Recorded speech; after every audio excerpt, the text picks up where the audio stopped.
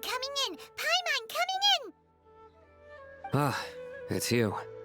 Is there a situation?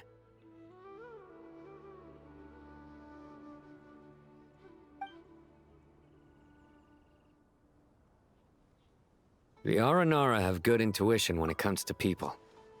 In other words, there may well be a traitor among us. Given everything that's going on, I'd be more surprised if there wasn't. Miss Nefer, as a professional intelligence broker, I trust you have a solution? Not one that I'm willing to volunteer. What's in it for me? Let's say I'll treat this as a pilot project aimed at expanding your intelligence operations. Whatever business you're in, an avenue to demonstrate your abilities could never hurt. I like the sound of that. Glad we're on the same page. Given that you rarely set foot in Sumeru, practically no one at Caravan Rebot knows who you are. I take it you've read the files on everyone in the area? Yes.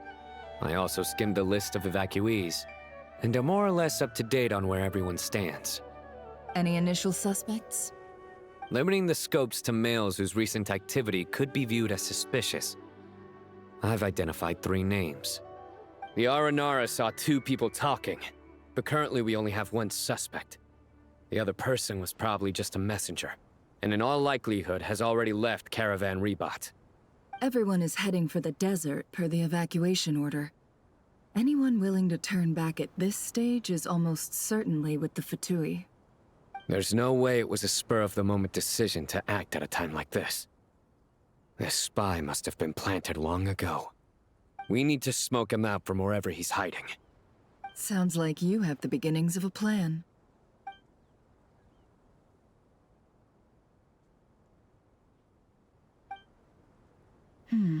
I see. Your suspicions are well-founded. I'd be watching him too if I were you. So far, we still lack solid evidence that he's been bribed. He hasn't made any recent purchases that would indicate he came into some cash. Then let's get closer to him to confirm before we make our move. I can handle it. I'm not based in Sumeru, so barely anyone at Caravan Rebot knows who I am. And you're certain you've never encountered this person in Nodcry? I'm certain. Besides, it's extremely rare for me to have had any direct contact with Sumeru mercenaries besides Jet. There's no way he could have seen my face before. Sino, stay out of sight and wait for my signal. If he raises any red flags, I'll bring him toward the main road. Understood. I'll take it from there. Excellent. Well, it's a pleasure working with you.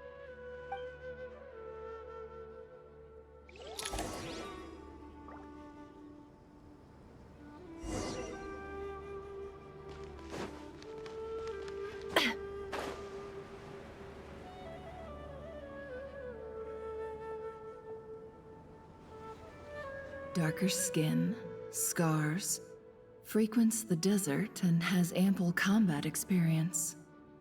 Nothing unusual about how he dresses or acts. What's that he's looking at? A coin. Interesting. Could that be how his contact paid him? Conveniently discreet for someone trying to hide any unexplained income. And yet it could be highly valuable. Sorry to bother you. Has everyone here already left? I don't suppose you happen to see a lady wearing a hat? Ma'am, what are you doing in Caravan Rebot all by yourself? The main group evacuated some time ago. Didn't you pass them on the road? My friend and I lost some of our cargo along the way. I didn't want to miss out on potential business, so I told her to go on ahead and meet the client while I retraced our steps. I didn't think it would be so late by the time I found it. And then there was a terrible sandstorm. I guess I must have taken a wrong turn, because I didn't see any large groups on my way here.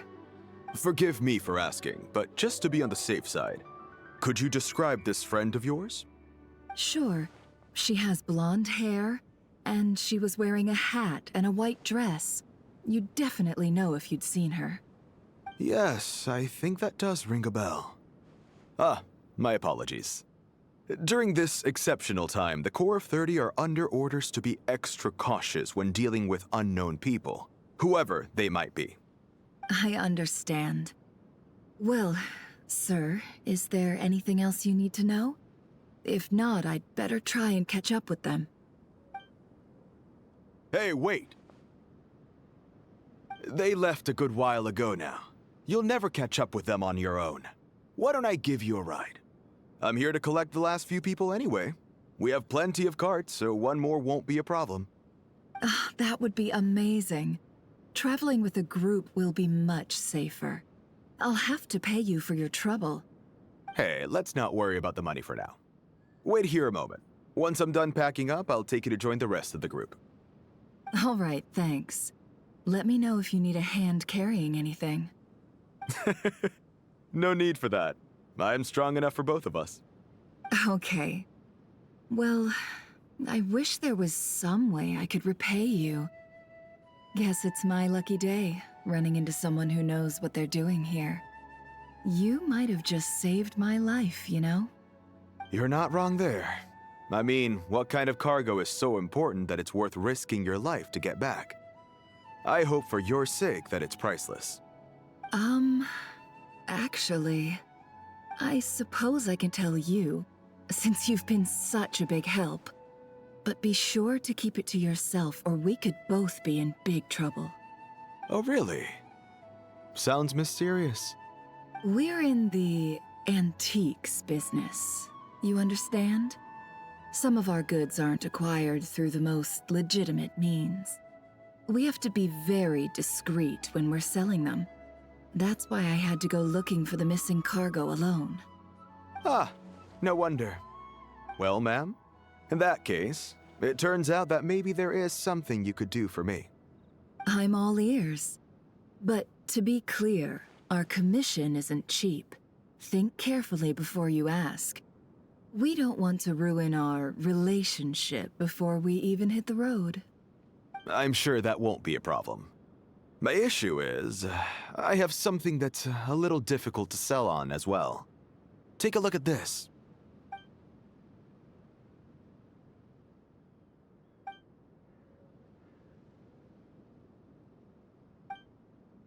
Pure gold.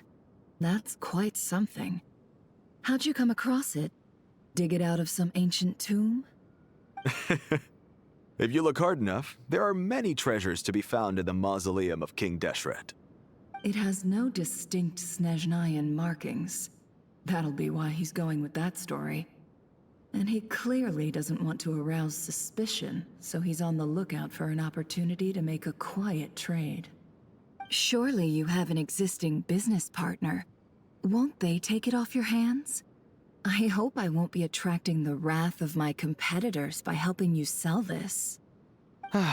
The shop I used to work with is having cash flow issues at the moment after losing some money. I'm under enough pressure as it is without having to deal with them. On the off chance anything went wrong, I'd never get my money back. I understand. Gold is the last thing that traders with cash flow problems want to see. Well, in that case, I think we can work something out.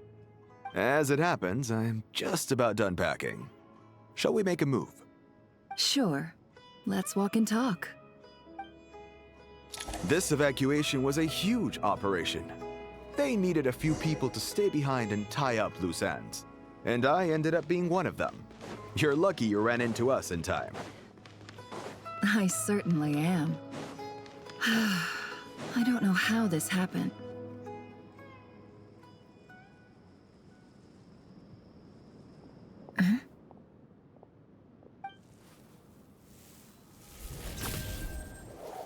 Hands where I can see them. General Mahamatra! No, wait! What are you doing?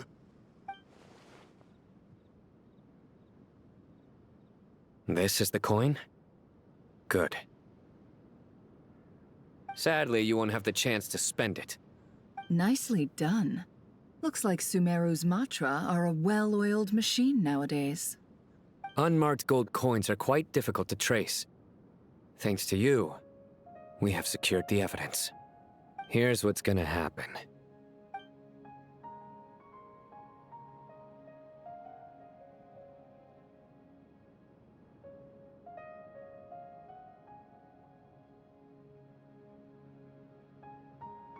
Southeast from here, leeward side of the hill. That's where he's meeting his contact. Great work. Candace tells me your interrogation skills are highly effective. Hers are quickly catching up. She's improved a lot in recent years. Looks like it's over to you for the next step. Because I'm quickest on my feet? Because you know how to trail a target. Plus, it'll be easier to monitor their activity from the air. Fine. I'll be quick. One more thing. The Traveler just brought a message from the Dendro Archon. Once you're done with this, we're to meet up at the mausoleum of King Deshret. Got it. Will do. Are you sure you'll be okay on your own? Gee, I don't know. Maybe you should come with me. Okay. Then Paimon's coming with you. Really? You do know this is a stealth operation, right? Meaning, you have to be quiet? Paimon? Are you sure about this? Well, Paimon at least wants to give it a shot. Like everyone says, if you never try, you'll never know. Besides, being the best guide in Tibet has to count for something. This should be a piece of cake. Fine. Join me if you want. But be warned. If anything goes wrong, I'll have to gag you and shove you into a bush. No need! Paimon will be super careful. Promise! Good. Then what are we waiting for? Let's go. Ah! Coming! Coming!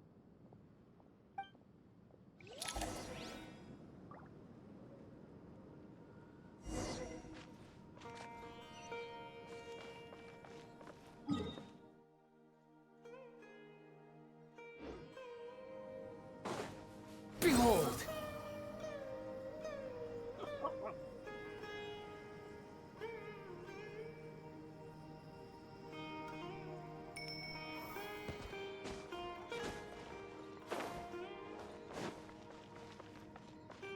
The wind rises.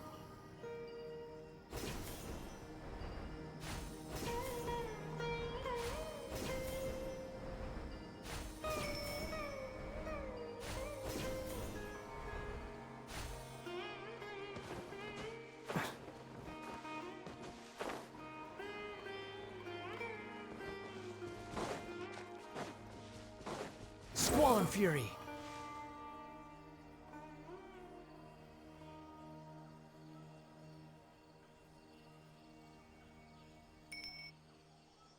Hawkeye!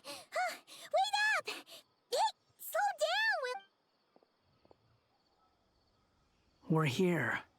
Now we wait. Okay, yeah, cool. Cool. What's on your mind, Paimon? Huh? Oh, nothing? I thought all you cared about besides being a guide was food and sleep. Why the sudden What's that supposed to mean? Paimon's been on plenty of dangerous missions before. but never on your own? You hardly ever leave the Traveler's side. Just saying. I'm kind of at loose ends right now.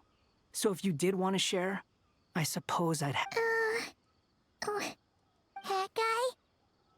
Do you... What?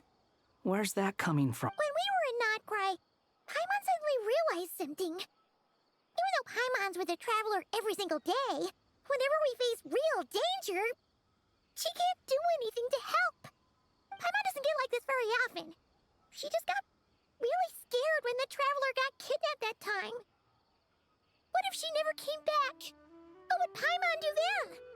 And the more Paimon thought about it, the more useless she felt. But Paimon doesn't want to be a burden. Paimon wants to be a friend who's actually useful. Does that make any sense? You know, that feeling of just being completely useless and... Oh. Paimon probably sounds so ridiculous right now. You asked the right person. Boy, do I know that feeling. Oh, that guy. I'm not gonna try and encourage you. What I will say is this. When you start doubting yourself, you have two choices. Give up or change. You have to make the decision to move forward. Otherwise, no amount of consultation from other people is gonna help you. So ask yourself, what do you want? To get stronger? To learn more? Whatever it is, go do it. You won't have any regrets if you can at least say that you tried. Oh, all right. Something's not right. Shouldn't they be here by now? Paimon, is it just me? Or is it a little too quiet around here? Should Paimon take a look? We'll give it another hour. If nothing happens, we head back. Okay.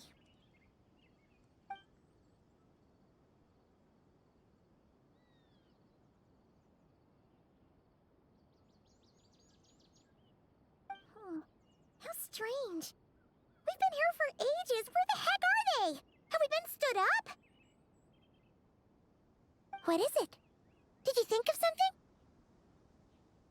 something? Something feels off about this whole situation, but I can't quite explain why. We know for sure that the guy Sinocot had something set up, yet somehow his contact is a no-show. So, either the handler got caught, or, more likely, they decided to cut our guy loose. How would they know to do that? Wouldn't they at least send someone here to check things out? That's the problem. They couldn't possibly know what's happening here. Unless... This feels all too familiar. Come on, let's head back.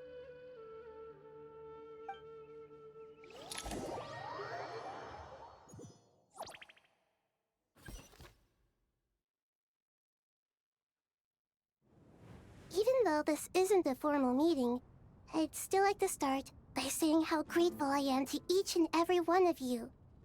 Thank you all for coming here and standing by our side. Shesipank and Bennu are currently assisting the scholars with the maintenance of Aru. Please forgive their absence. As for Hermanubis, may he rest in peace. We remember him with great fondness. There have been times when I imagined what it might be like to meet you all. Now that it's really happening, I feel quite emotional. Time has taken many things away, but that which remains is all the more resilient. I must say, there is one thing that rather surprises me. You appear to be in good spirits, Lesser Lord Kusanali. But even so, I can sense that the life force given to you by the Dendral Dragon has far from fully resolved the problem of your vitality. Oh no! So even a Pep's power didn't work? Don't worry, Paimon. It worked very well indeed.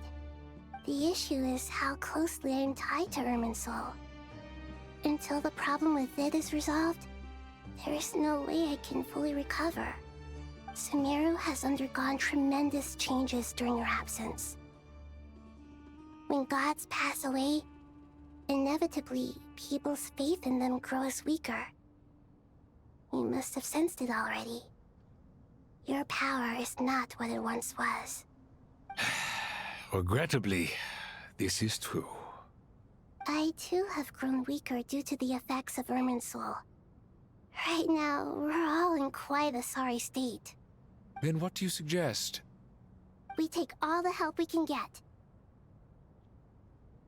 Sumeru is our shared home. You and I, gods and humans alike. We must unite all our strength in this moment. Though Al-Ahmar is no longer with us, the alliance between the three gods remains in force. Regardless, as subjects of our king, we have a responsibility to support Sumeru through this catastrophe. Not to mention that it was the people of Sumeru who released us from this prison of Aru. Times have changed, and the people of today possess greater wisdom than those of the past. You really know how to give a rousing speech, Goti. Now then, let us learn more about your plan. The brightest minds of the Sumeru Academia are busy opening and renovating Aru. They claim it has something to do with Irminsul? Correct. Irminsul has existed in Teyvat since the very beginning. But during the Age of the Dragons, it did not possess the significance it holds today. After the heavenly principles arrived, the power of the Light Realm was divided into elemental energy, and Irminsul was refashioned as a device that records and preserves all information. Since then, everything in this world has been inextricably linked to it. As the Dendro Archon, I have a duty to protect Irminsul. To Sumeru, it is both a national treasure and undeniably a major threat. Teyvat has seen many upheavals in the last few years. The most recent of these was a major crisis in Notcry, which forced Sumeru to be even more vigilant than usual. I made sure to monitor all the pathways through which an outsider could potentially transmit themselves into Irminsul. But despite my efforts, a major problem still arose within. I still believe that someone has actively invaded Irminsul. But rather than taking any of the pathways I referred to, the intruder chose instead to utilize the most direct route, and the only one that cannot be protected against, by entering Irminsul through death. I see what you mean. You cannot simply stop all deceased souls from returning to the ley lines because of a potential invasion that could occur at any time. That's right. As important as it is to guard against external threats, I couldn't allow myself to stop the souls of the departed from finding peace. Please, understand how difficult this predicament was for the Dendro Archon. Defense has never been an easy task. After Irminsul was invaded, my authority was quickly restricted. Soon after that, the tree began denying access to any connections. I'm sure you feel responsible, but you are not to blame. No one can predict every possible disaster. There will always be trials and tribulations for the world to endure. But the people of Sumeru should not have to endure this. We must find a way to break through the lockdown and connect to Irminsul. And this is why you need Aru. Yes. The only thing in Sumeru capable of rivaling Irminsul in terms of overall function and performance is Al-Akhmar's legacy, Aru. All I managed to do before falling into a coma was make some minor adjustments to Irminsul.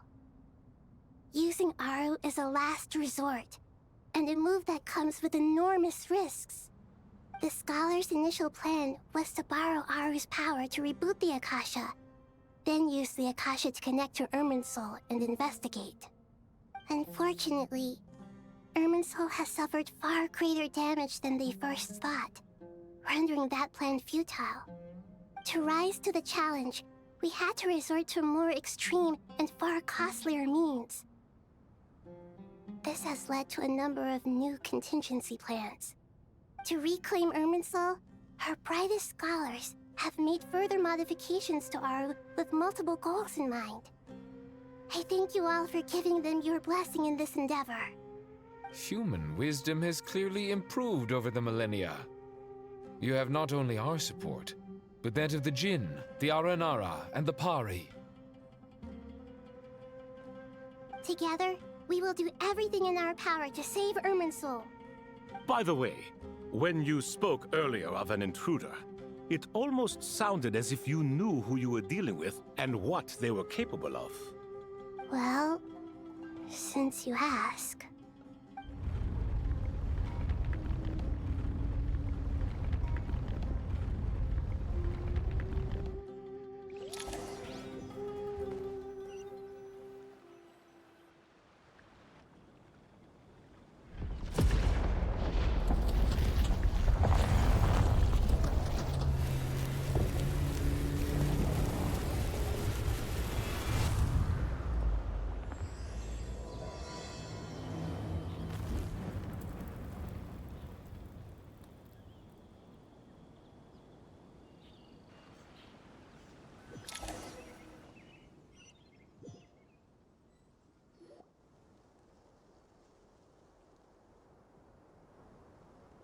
Tainari! What is that? Is this Irminsul? How did this happen? What's going on inside? Luckily, we managed to evacuate everyone. What in the world was that? That was terrifying!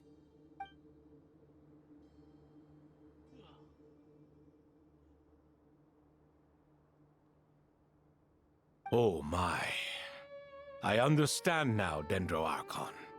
You make yourself quite clear indeed. Not once over the millennia has Irminsul been so terribly afflicted as this. Please continue, Dendroarchon. Irminsul's root system is what comprises the ley lines. In the past, it has always been hidden away, going unseen by the general populace. But now, an evil intruder is making it reveal itself. It has become a tree of unbridled greed. A clear sign that a deranged experiment has advanced to a new stage. Blasphemy. From where I stand, an experiment in the name of blasphemy sounds rather improper. But if we are to honor Dottores' will, this is what we must do. The birth of this tree proves to me beyond doubt that this incident is connected to him. But to explain the situation in full, there is someone I need to tell you about.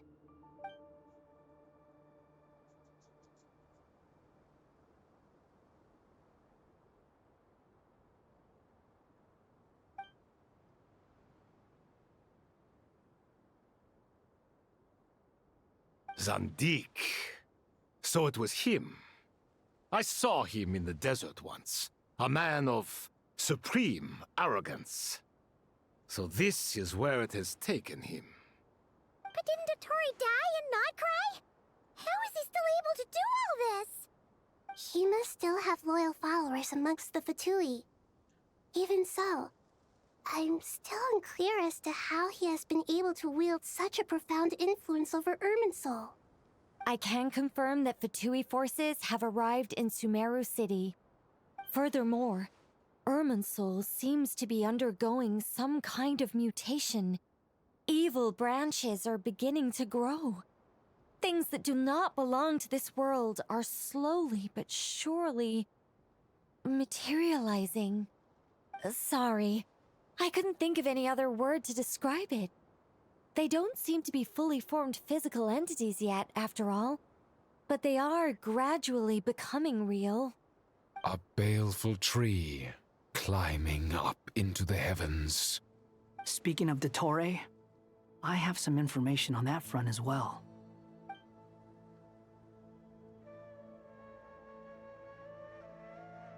I didn't think it was wise to state this out in the open. But my theory is, the mole wasn't cut off after he was caught. They wrote him off from the beginning. You mean the Fatui never intended to follow through with him? Then why plant a mole at all?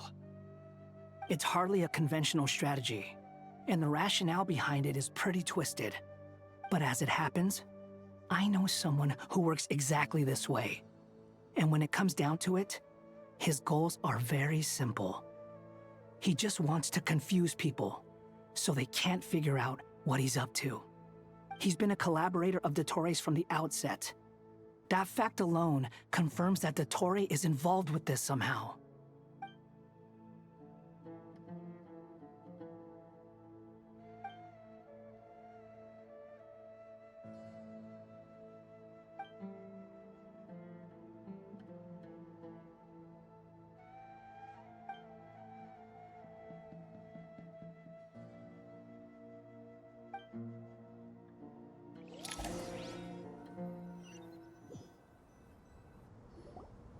There is still much to be done.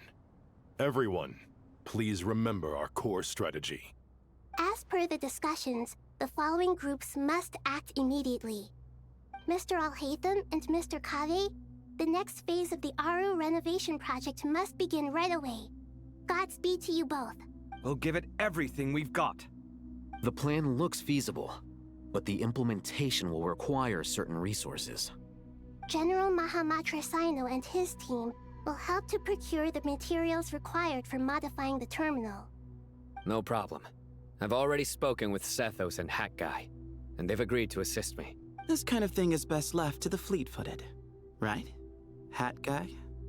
If it's efficiency you're after, we're the right people for the job. Following up on the elemental energy amplifier we discussed, Ms. Dory, I assume you're the one most familiar with the status of this project. Aside from the Dendro Archon, of course. Yep, that's right. Leave it to Lord Sangama Bay. Got it. Well, I'd like Madame Farazan, Kale, and Nicole to support Dory on the technical side. You can count on us. Will do. Rest assured, I'll take good care of Kale. Dia, Candace, and Nefer, you'll be in charge of negotiating between the various parties. I trust you remember our goal. You bet. We can handle it. Good. I believe that covers everything. Tainari will provide ad hoc support as needed, if that's okay. Poor Tainari. Must be tough being Nephis' student. Getting bossed around all day, every day. Hey, don't try and drive a wedge between us, you old rascal. All it says to me is that Master Nephis has faith in everyone's abilities. While I'm nominally here as backup, I doubt there will be many situations where my help is needed. Exactly. Finally, Traveler, you and I will head to the border between Sumeru and Natlan. Once that task is complete, I'll be asking some of you to accompany me to the Eternal Oasis. The Eternal Oasis? I thought that was just a legend. So it does exist after all. Regarding your trip to Natlan, under normal circumstances, a meeting between our two nations would be a far more formal affair. Unfortunately, Sumeru is all but completely cut off from the outside world at present. So regretfully, we won't be able to give the Pyro Archon Mawika the grand reception that she deserves. No point putting too much pressure on yourselves. That goes for everyone. Right. Especially you, Dendro Archon. I'm sure you're still feeling quite weak. Don't worry about me. The Dendro Dragon's life force will sustain me. Plus, we'll be there every step of the way. Nahida will be just fine.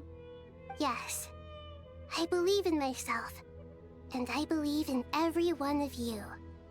Well, time to get going.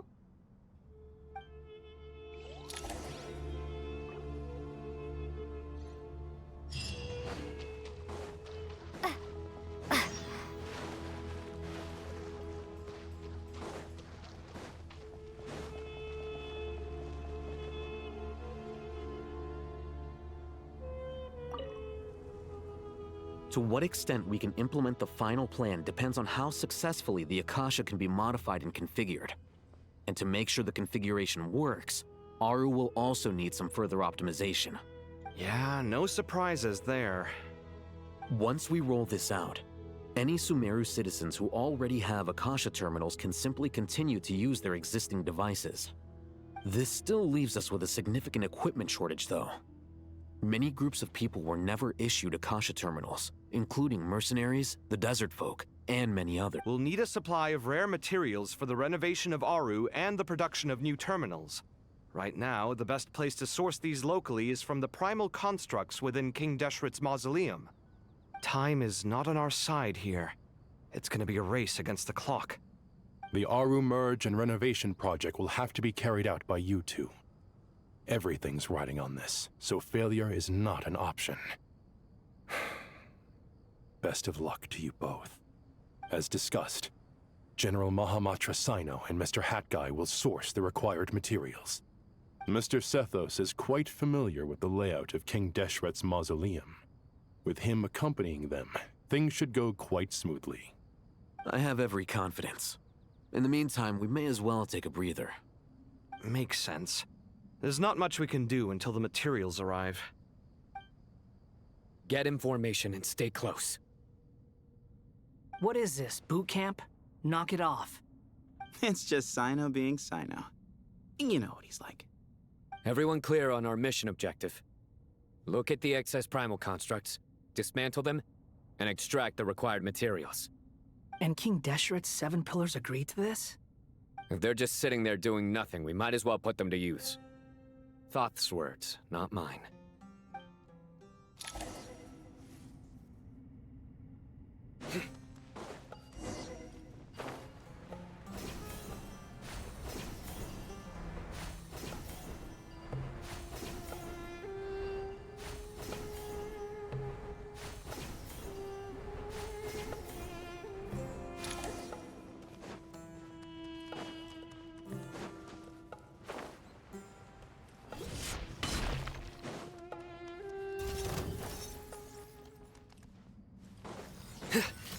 Nowhere to run!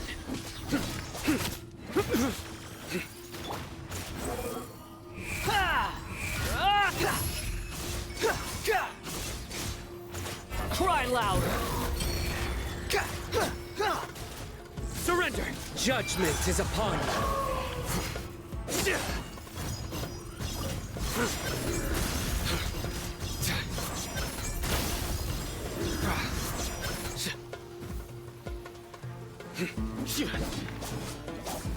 Way ahead of you!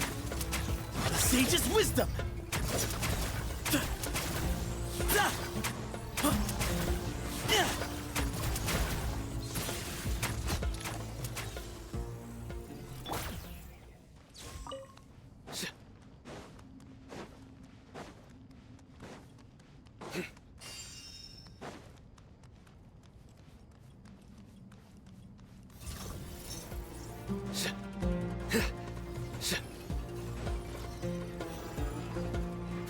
Futile!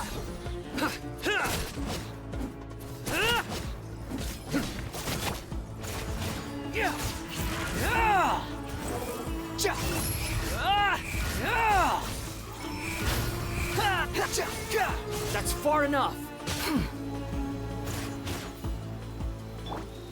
Excuse me?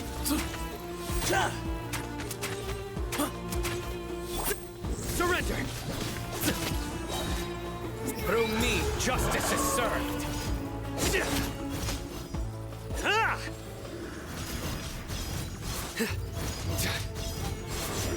You stand condemned!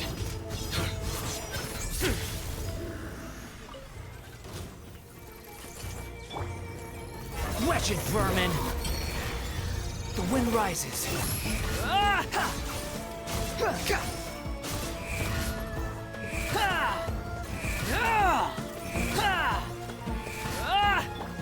Glory to Al Akbar! Way ahead of you!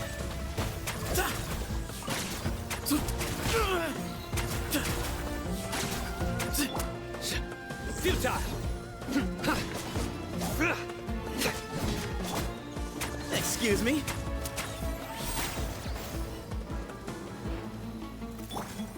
Surrender! Squall and fury.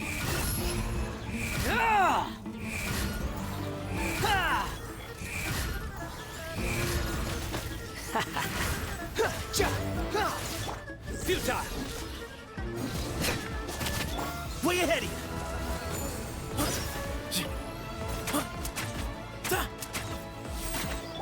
Unsightly insects. Nowhere to run!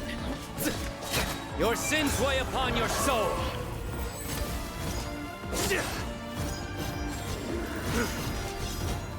These devices should still be usable even though they're broken down.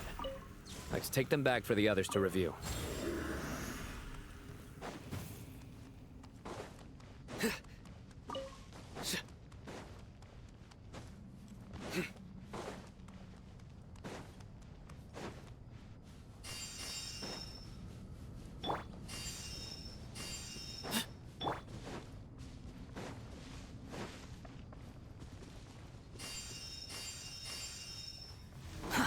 Too slow.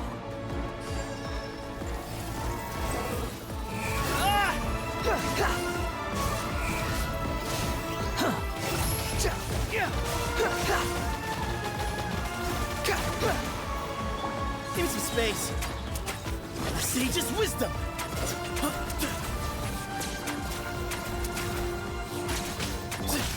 Surrender!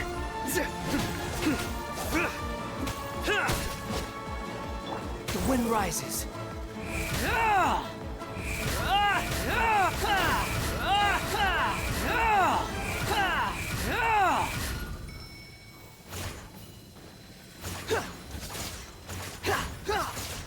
Cry louder! Way ahead of you! Boom to Al Akbar! Futile! Judgment is upon you. Guilty!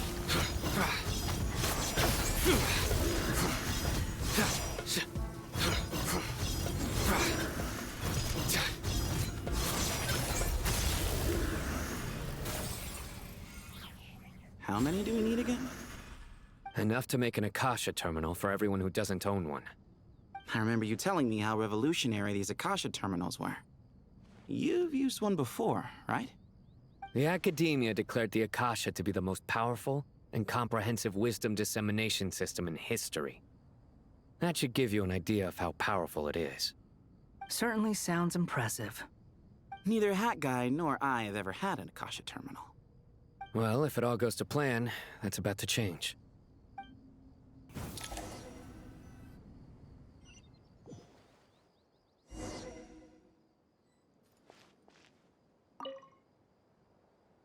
Oh, goody! Thank you so much for handling the delivery. What a long way it was. You've really outdone yourselves. I'm well aware what a bumpy, dangerous journey it must have been.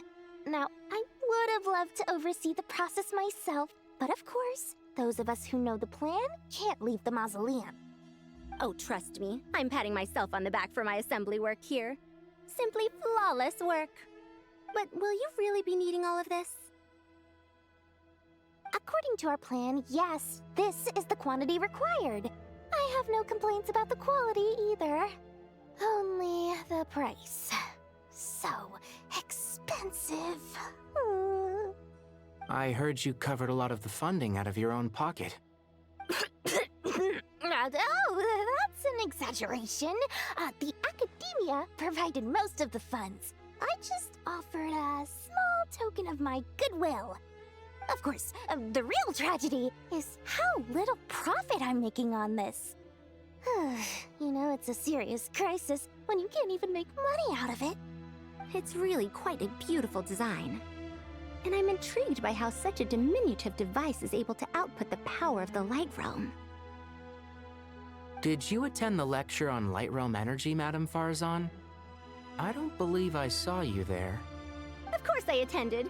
I was just a little late, so I had to listen to the whole thing from outside the back door. Ahem. Anyway, I have a perfectly good understanding of Light Realm, elemental and abyssal energy, as well as the relationship between the three. Good to know. Master told me in private that the conversion process between Light Realm energy and elemental energy involves highly classified knowledge that shouldn't be disseminated too widely. But even so, the scholars still shared said information. Well, you can't enforce a rule that everyone breaks. Is that the idea? At first, the Dendro Archon was reluctant to explain it in great depth for safety reasons.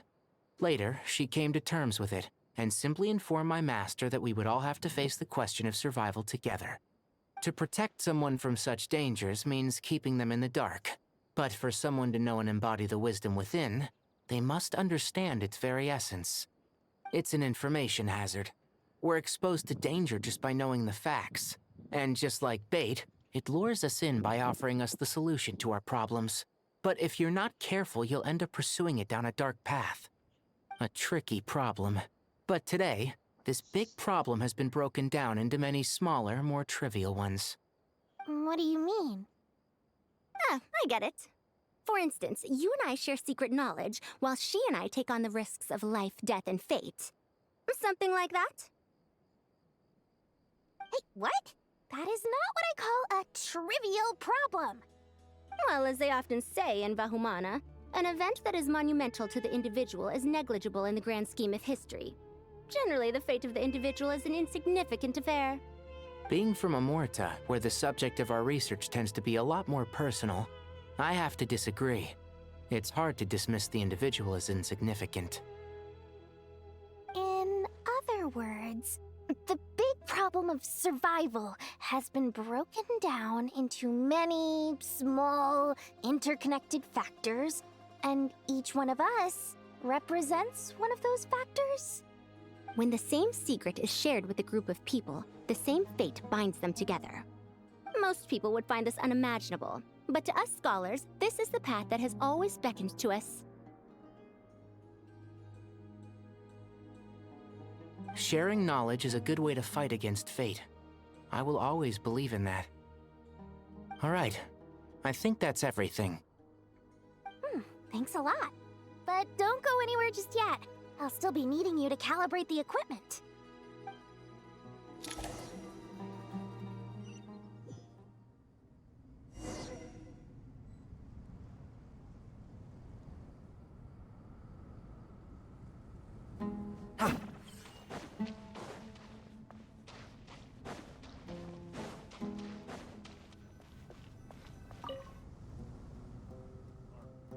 Okay, the materials are ready.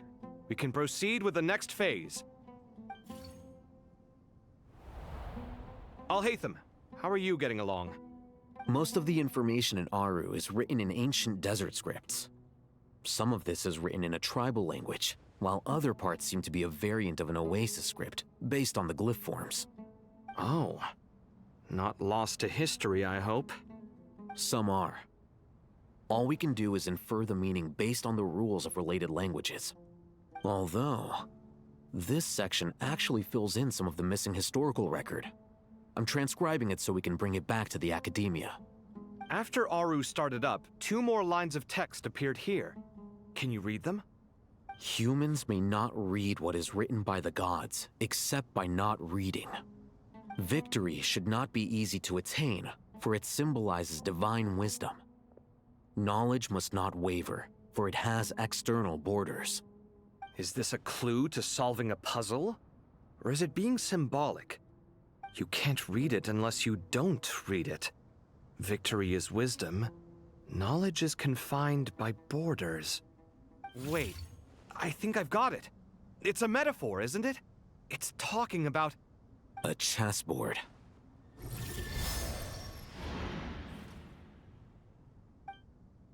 You were right. The youth of today are skilled at solving riddles. Have the secrets buried in the desert not been unearthed over the years all the same? Since Aru is a place reachable through wisdom, this day was bound to come sooner or later. Oh, I've always been against overly cryptic sentences. Don't you get tired of reading and writing all that? Ah, it's you 3. Just in time. We've been delving deep into Aru, and now this board has appeared. I've heard this was how you'd while away your free hours. You must be quite the experts by now in that case. It is true. King Deshret's chess games are some of the most well-loved of all his wonderful creations. If you have ever been to Safhe Shatranj, you may well be familiar with the chess pieces you see here. Is this chessboard supposed to be another visualization of the interior of Aru, then? Naturally.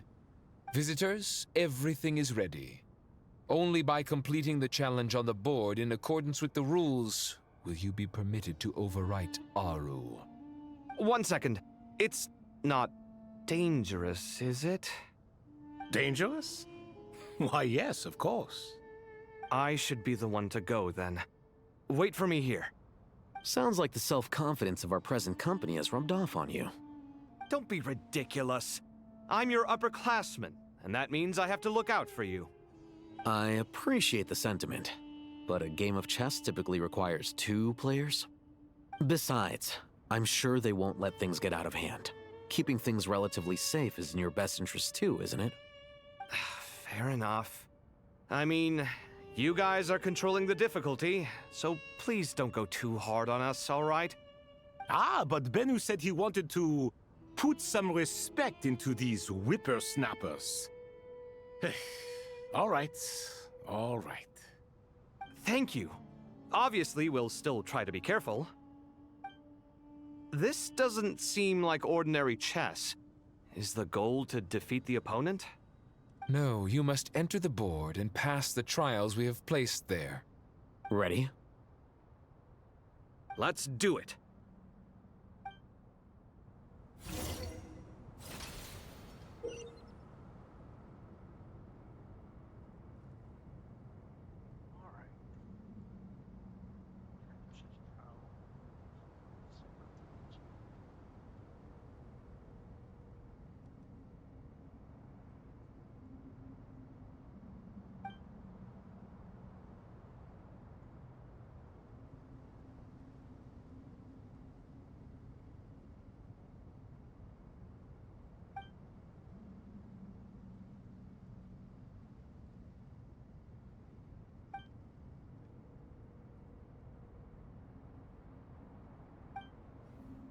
The first trial is posed by me. I don't think this is gonna stop us. Ah, but the key to this game lies in working together. Otherwise, you will be deemed to have broken the rules. Looks like it's up to me. Marak, can you open it? King Deshret's favorite primal construct. Living on in suitcase form, of all things. Amusing. Ho-ho! Excellent work.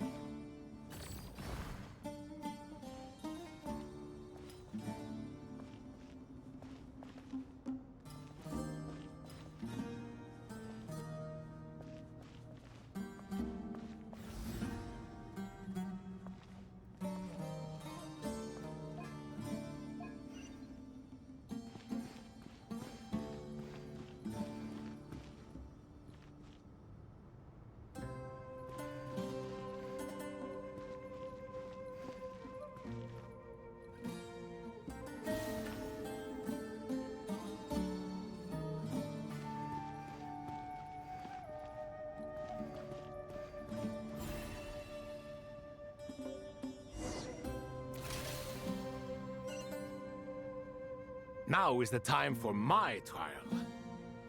Now, don't be nervous. I'll make it nice and easy for you. Really? Thanks in advance. We appreciate it.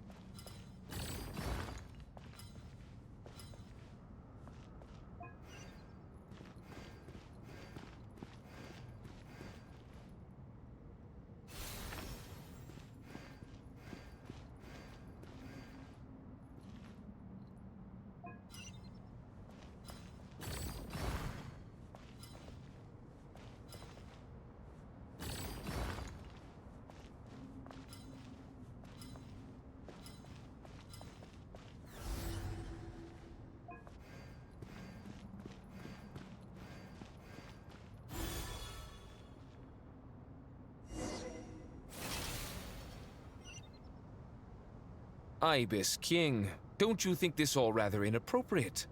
You may as well be handing them victory on a silver platter. Do not expect me to follow your lead. Ha! Suit yourself.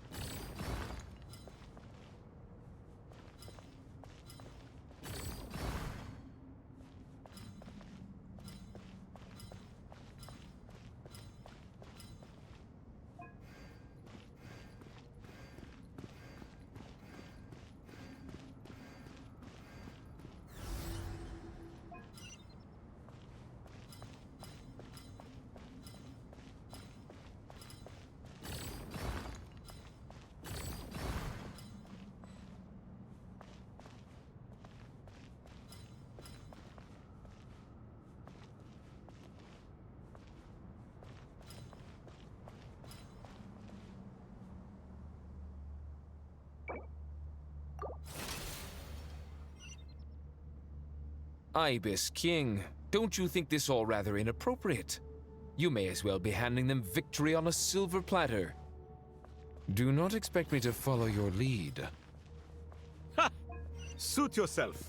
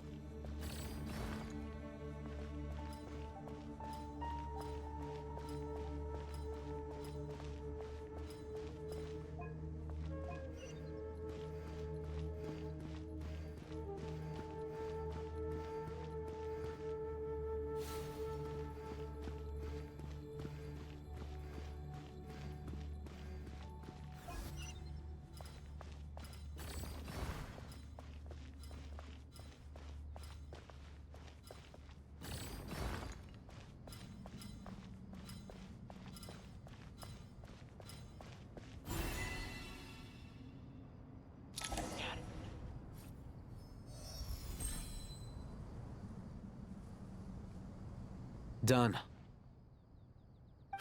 Finally. It's over. But seriously, that was incredible! Standing on the chessboard felt completely different from standing on solid ground. And also... Oh, sorry. I'll save my thoughts for later. Thanks to the three of you for helping us out with this. Is it just me, or were you giving us quite a lot of guidance along the way? We made but a humble contribution. You lived up to our expectations. Bravo! Our aid was not given for naught. In addition to the existing functions, I'd like to ask you for another favor. Since Aru's interference shield can cover the entirety of the mausoleum, it should be possible to extend its range even further. Perhaps you can find a way. So, building upon the existing functions to... Ah! I'm with you! Imagine for a moment. What would the ideal outcome look like if this function were compatible with the devices? I agree. This is the best solution possible. Please, everyone, we beg you to help us. Me, oh my! Well, since you ask so very nicely, I suppose... Goti? Kroko? What do you say? Naturally.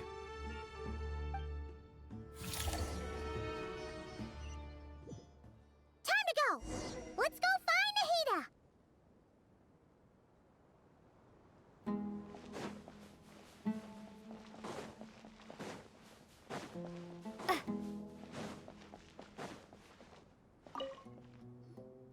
There you are. Miss Nicole truly is an angel. She shows great wisdom in guiding others, and she has already sent word to Natlan on our behalf. She said that while the other members of the Hexen Circle are busy with important work, she is quite free, and she is more than willing to accompany the people of Sumeru for the entire journey. Oh, yes, Nicole, all right. Always super patient and loves to help everyone out. She's the best. She is.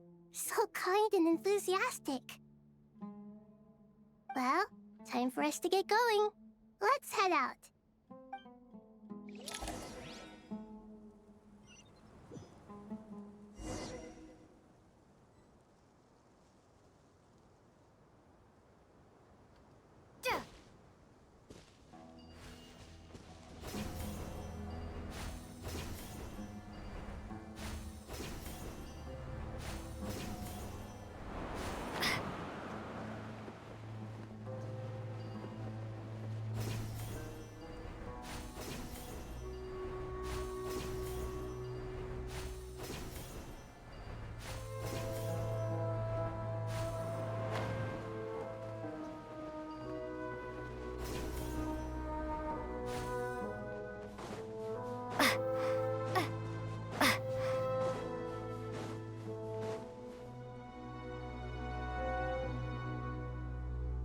This should be one of the closest places to Natlan in all of Sumeru.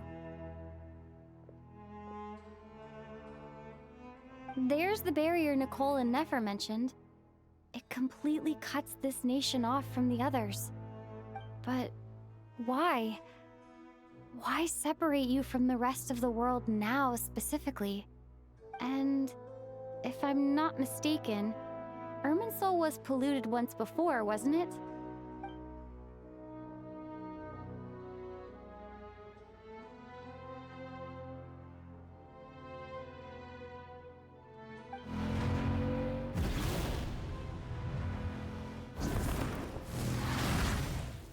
Good question.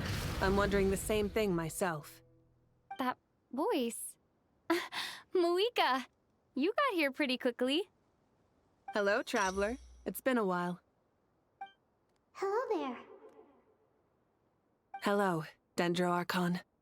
Moika, I apologize for asking you to meet at the border on such short notice. I also apologize for not being able to greet you in person. The form in which you see me now is one carried by the Traveler. The real me is inside the mausoleum of King Deshret, and I am reaching out to you with my mind from here. Irminsul has been infiltrated by the Doctor. We must be on our guard, as he can spy on information in the world from within the tree. Fortunately, there is no record of the Traveler in Irminsul, and you are still within Natlan's borders. My records will be preserved in the Night Kingdom, rather than the ley lines. As long as the Night Kingdom remains disconnected from the ley line cycle, the Doctor has no way of knowing my movements. Exactly. So by meeting each other in this way, the meeting essentially never happened. No wonder Paimon didn't come. You were concerned that her activity would be recorded by Irminsul. The Natlanese have heard about the situation in Sumeru. With the borders sealed off, merchants have been forced to stop their shipments. It's pretty serious, and you're the ones bearing the brunt of it. I'd like to address the question you raised at the beginning. I can offer a brief explanation, although it will sound rather cruel. I don't reach this conclusion gladly, but Irminsul predates the Heavenly Principles. It existed long ago, when the dragons of Natlan were at the height of their power. So even when the people of Sumeru became ill because of pollution, it was not a critical issue from the perspective of Irminsul itself. As long as it continues to function normally, the barrier will not be activated. But this time, the Doctor's invasion has directly affected the tree. That is what caused the barrier to deploy. The Heavenly Principles established a rule that when Irminsul is plunged into grave danger, a portion of power will be reserved to isolate Sumeru. That way, even if Sumeru is destroyed, the outside world at least has some time to catch its breath. We'd certainly need it. The Heavenly Principles created almost everything that exists in Teyvat today. To them, preserving the existence of the world and its inhabitants takes priority over protecting Sumeru. Meaning, protecting Sumeru now falls to you. Yes. My own power may be limited, especially compared to yours. But that doesn't mean that we're just gonna sit around and wait for the end. If necessary, I will utilize any and every means at my disposal. Nicole of the Hexen Circle didn't say exactly what this meeting was about. But after hearing everything you've said so far, I think I can guess where this is going. That's right. Nahida and I discussed it at length. We both know how presumptuous this is, but... You need the pyronosis, don't you? Yes, you guessed correctly. Originally, I only intended to borrow it, but the situation is far graver than I foresaw. So instead, what I ask of you is, to please give the pyronosis to Sumeru. Why do you sound so nervous? There's no need to be shy. Surely a gnosis is pretty important to a god. I guess, but it's not as if losing it would suddenly render us powerless. But I'm sure you don't need me to tell you that. With all the nations you've traveled to, and all the gods you've met, you must have realized that by now. As far as I'm concerned, a gnosis is basically an elemental energy enhancer. But I don't usually use it. You know me. I like to think I'm pretty strong without it. Yeah. Not about to dispute that. So you see, you don't need to sweat it. Here, take the pyronosis. Uh-huh? Just like that? Uh-huh, just like that. To tell the truth, I've always toyed with the idea of giving it to someone who needs it more than I do. I know you accompanied Nahida here to try and increase the chance of success. It's a good thing you did, because your involvement is one of the main reasons you've managed to persuade me. Are you sure about this? Handing over your gnosis just because of me? I won't try to quantify it, but trust me. Handing over the gnosis to Tumaini is far from the craziest idea I could think of. Besides, even if you hadn't come here personally, I think I still would have agreed to Nahida's request. Irminsul doesn't just affect Sumeru. It impacts all of Teyvat. I know all too well how difficult it can be to protect the things you care about. So logically, morally, or however you want to cut it, helping you is the right thing to do. You don't need to tell me the specifics of your plan. Where the gnosis is involved, the tighter the secrecy, the higher your chances of success. Moika, my heartfelt thanks go to you and the people of Naplan. Don't mention it. But now for the hard part. How do I actually give it to you? The Irminsul barrier is right in the way. I have an idea.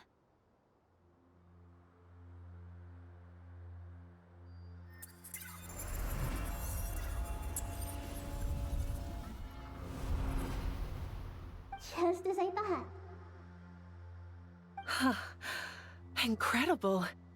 What did you do? Just made a lucky guess. This seems to happen quite a lot. Things that apply to everyone else don't seem to apply to me. I figured the same might be true here. Irminsul usually produces effects based on the records it holds. Since the Traveler is a descender, Irminsul contains no records of her, and thus has no way to impede her. Is that right? You really are full of surprises. Catch. Whoa! Thank you, Moika. Thank you for trusting us with something so important. All right. No need to get so formal. It's not like we're strangers. Besides, there's still one problem. You might be able to pass through the barrier, but I don't know about the Gnosis. Any other surprises for us, Traveler? Let me try something. I have the Pyronosis in my hand.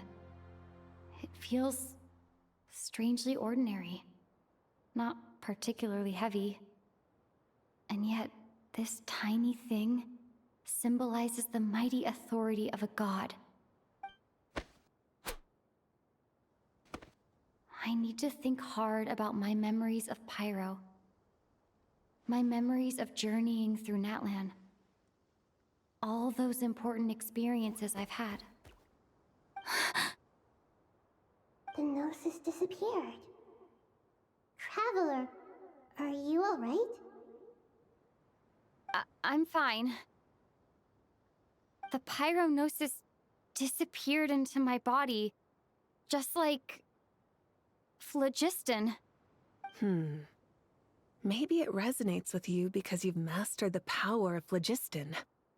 You might not be recorded in the ley lines, but you're still our Tumaini. Whew.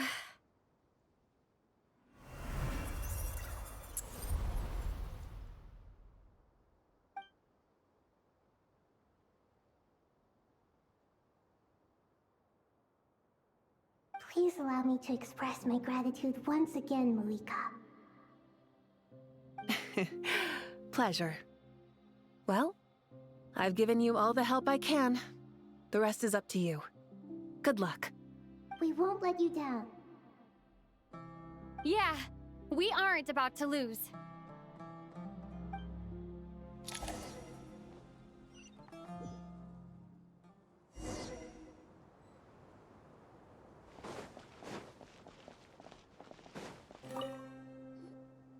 Traveler, Paimon, how are you feeling? Paimon's a teensy bit nervous, but only a teeny tiny bit. Seems like she's gotten way braver over the last few years, huh? Of course. After all the adventures you've had with the Traveler, I'm sure you've gained a lot of experience and grown as a person. I'm doing all right. What about you, Nahida? How are you holding up? With the negative effects of Irminsul, I'm a bit like a piece of fruit that's been burrowed into by hungry insects and left to rot. I'd be lying if I said it was nothing. But please don't worry. We all know what we're getting into, and we've prepared as well as we can. I believe in everyone. I believe in you. And I believe in myself. Stoking the fire inside oneself is certainly one way to live, but knowing when to rely on one's companions is also a form of great wisdom. I've been quietly learning little things from everyone, like plucking tufts of fur from a sumpter beast. Me too. With the constant traveling, I'm always learning and growing. That's the journey of life. I think there's someone else here who would share that sentiment. Don't worry about what I think. I was just passing by and happened to overhear your conversation. What are you talking about, Hat Guy? This is the top floor. No one passes by the top floor. Says who? You can fly just like I can. I would have thought it makes sense to you of all people. I don't know why, but I feel a little more relaxed now. It shows that you feel comfortable laying down your burdens in our presence. It means that Sumeru is a place you can trust, where you know we have your back. And we feel exactly the same way around you. That's what it means to be friends.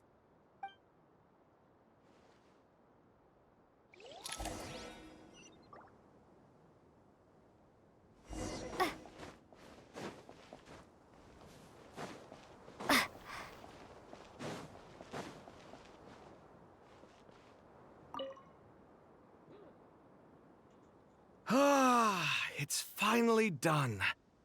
Ugh, but I have a nagging feeling that there's something I've forgotten. Oh, there you are. Everything wrapped up on your end?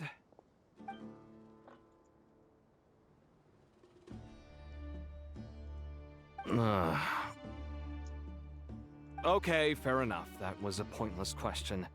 We were working in tandem, after all. You must really be exhausted. Well, it's been a busy day for both of us. When work ends, you clock out. No looking back. Yeah, we're definitely due a break. Probably a little late to start drinking now, though. I'll stick with water. Here, this one's for you. Thanks. You want a bite to eat? I can grab us something. Or wait, I think there's a stove nearby. Let me take a look. Are you nervous? A little, yeah. Unlike you, it seems. How are you not feeling at all nervous? Because everything that happens next is beyond my individual control. I don't worry about things I cannot influence. What do you mean, cannot influence? You're the one who came up with half of the strategies we ended up using. There's only so much I can do. I was only doing my duty. Was it like this last time, too? You mean with Azar and his accomplices? Yes and no. The situation back then was easier to control, but we weren't as prepared as we are this time. So the enemy is stronger, but so are we. I still vividly remember the way you interrogated me in the library after the fact. Where were you when Sumeru needed you most? If your memory is so vivid, you might also recall that it was you who came looking for an argument. You're often the one who initiates these things, you know. I came for a conversation. I didn't know it was gonna turn into an argument. Anyway, at least I showed up this time. So, what do you think? What do I think? I think we're certainly better off for it. It's good having me around to help out, huh? Absolutely. As a citizen of Sumeru, you displayed a remarkable sense of responsibility in the face of disaster. Certainly feels that way. I just shudder to think how the world would have ended up if we hadn't gotten control of the situation. So, do you think this is what impending disaster looks like? The sky is so clear, and there isn't a whiff of decay or destruction in the air. It's hard to imagine that the fall of humanity could happen on an ordinary day like this. Awful things happen all the time. Sometimes people can stop them, and sometimes they can't. What you and I have done is increase our chances of stopping this one. Lofty ideals may provide no defense at all against nihilism, but perhaps little decisions can. Oh, nothing. It's nothing. I hope everything works out tomorrow. It will. As long as we stick to the plan, our chances of success are good. It's really strange. You're my junior, yet you always seem to act more like an upperclassman than I do. I think it's mostly a matter of temperament. Ugh. Walked right into that one, didn't I?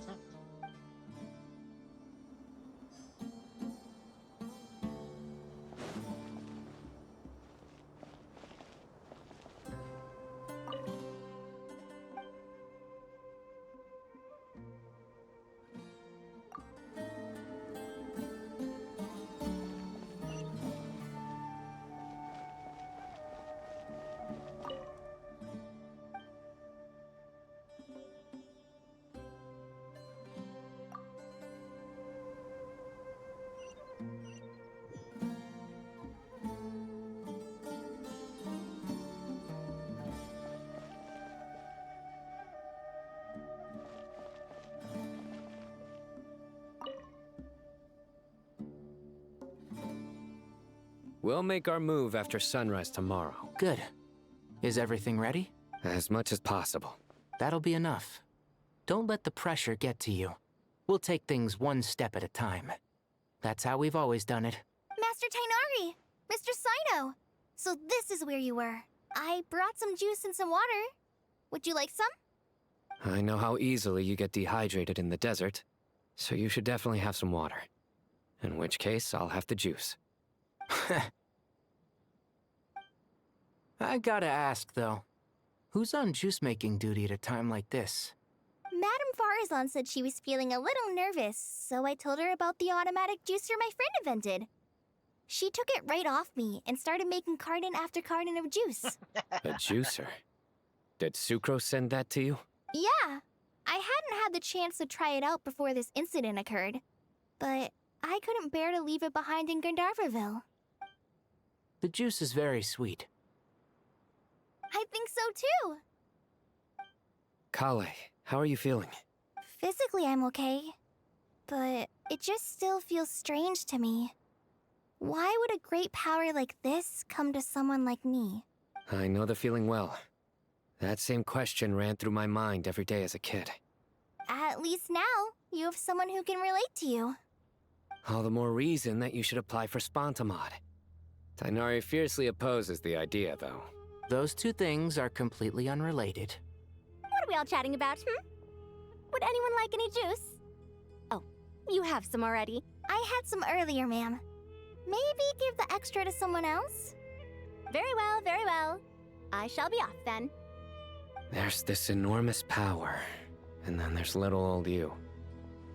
You feel like there's no connection between the two.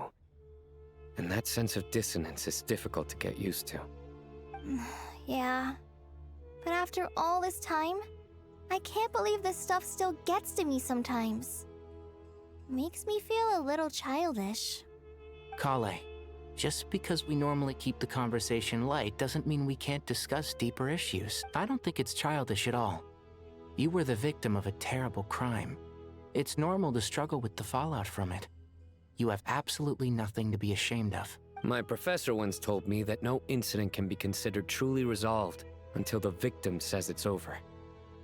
Your rage and your pain are completely justified. Thanks. Miss Nicole said that the same god remains which were once used to inflict so much pain upon me have now become a weapon with which I can protect everyone. It's like my own personal kind of evolution. Every innocent person who's been hurt needs time to realize that it wasn't their fault. I was the same. But it's all about to be over. I don't know if you've noticed, but you rarely stumble over your words anymore, and your outlook has become much more positive. It's a big change from how you used to be. And since this isn't over, you can settle the matter on your own terms. It's time you seized back control. I believe in you. Yeah. Sumeru is my home. And it's so important to me. I have to protect it. No. I will protect it. And once you're done, how about you come back and apply for Spontamod? Stop it with the sales pitch, would you? Hey, excuse me. There are still 3 unclaimed cups of juice here. Why don't you take one each? Ugh, my arms are getting sore. Madame Farazan, why are you... Here, let me take them off your hands. Thank you, Madame Farazan. Drink up and enjoy my handiwork. I think I'm going to make something else now instead. Please, try to relax, Madame Farazan. Your nerves are starting to get the better of you. I know, I know.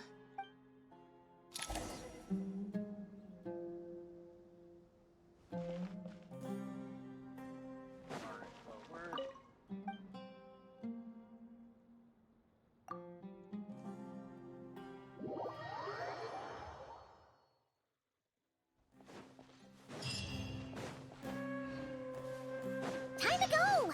Let's meet the others at the mausoleum of King Deshret.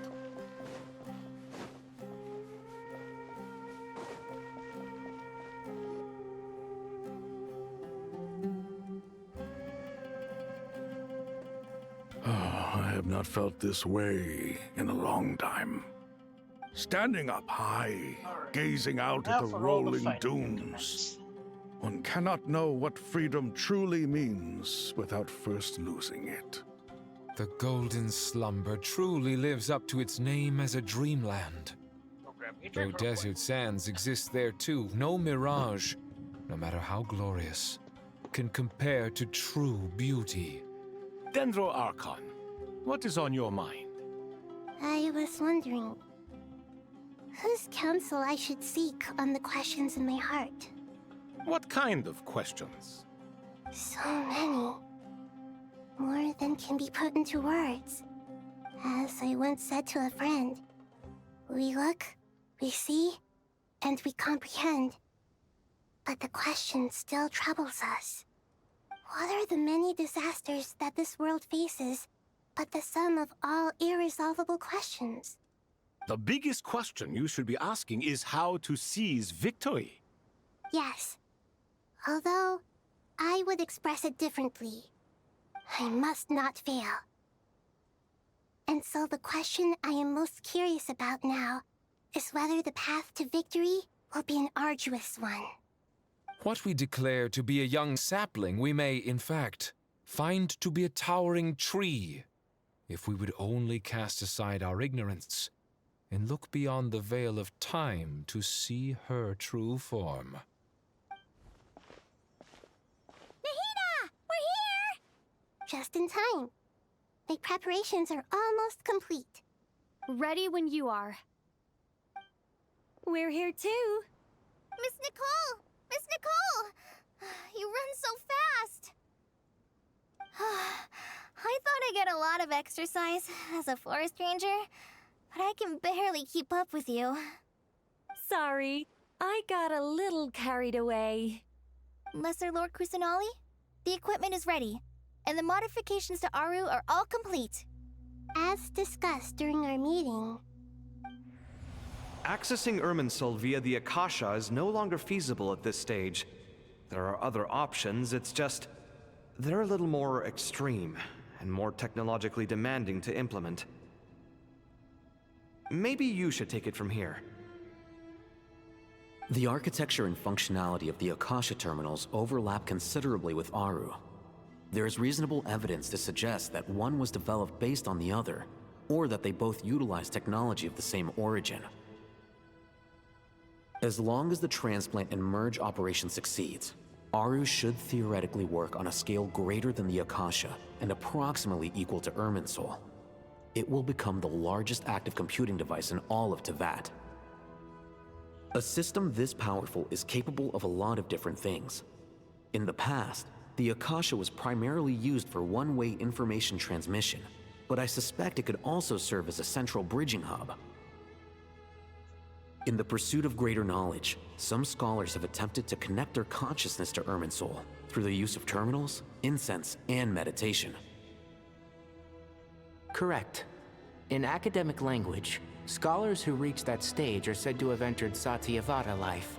Hypatia has performed this practice many times in the past, and she was once under my care for a period of time. Right. And this at least proves that there is a zone within Irminsul that can be connected to. That's right. Providing wisdom to the people is one of the very reasons for Irminsul's existence. I think I understand where you're going. Please, continue. In that case, I'll skip to the conclusion then. We need to further modify Aru, merge it with the Akasha, manufacture terminals, and distribute them to every single person we can reach. Every person? Even the desert folk? Yes, everyone. I've already calculated the amount of raw materials we need. So you mean we're going to get new Akasha terminals? Yes, but this time the people of Sumeru won't be using them to acquire knowledge, just to connect to Irminsul. That's the key. When we evacuated the city, we brought all the important assets from the House of Dana, in case we ended up needing them. Fortunately, this included the Akasha system's main terminal. We've checked all the relevant records, and one thing is certain. Nothing like this has ever been done on this scale before, so... Everyone in Sumeru is part of the plan. Whoever controls the people controls the situation. Since this function of Irminsul was introduced, it has only ever been made available to scholars, who don't constitute a particularly large group of people. But by expanding the scale to include all the people of Sumeru, all the individual connections will stack up to create a significant load on the system. Under normal circumstances, Irminsul would be able to cope with the additional load. But with it already being under strain from other activities, its remaining capacity is limited. Thus, it might be possible to shut it down completely by overloading it.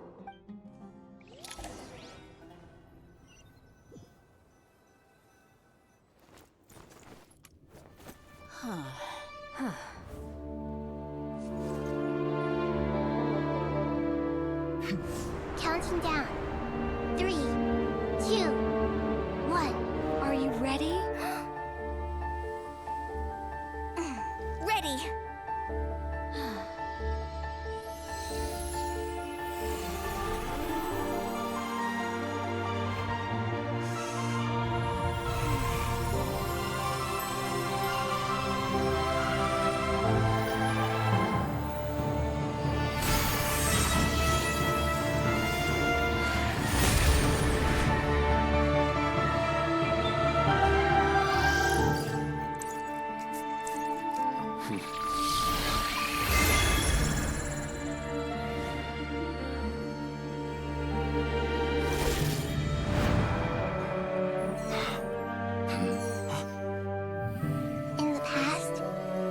People sought knowledge, they turned to the Tree of Wisdom.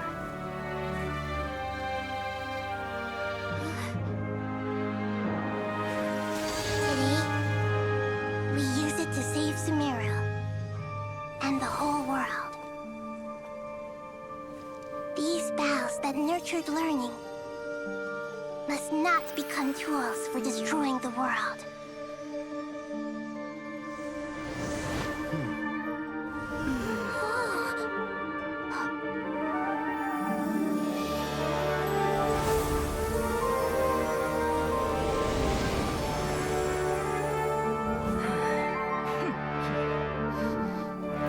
Stop. Please stop. End this transformation.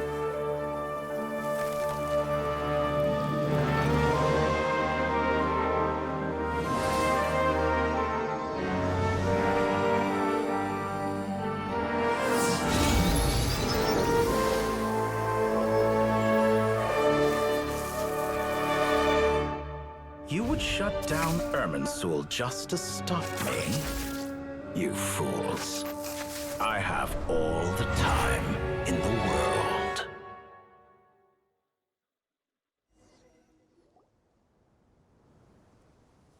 Success! The evil Irminsul tree has stopped growing! Great.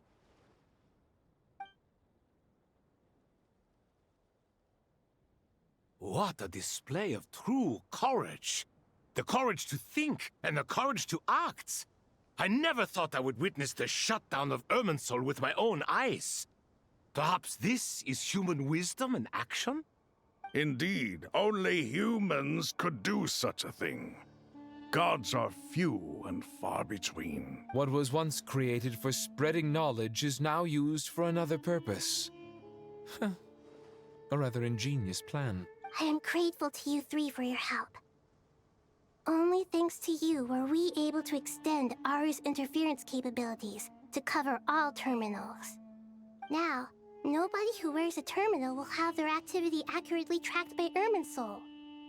No matter how many eyes Dottore possesses, he will not be able to see us clearly. Now for the next step. I will need the help of your supreme powers once again. How might we be of service, Lord of Dendro? I need to reach the Eternal Oasis immediately. Right now?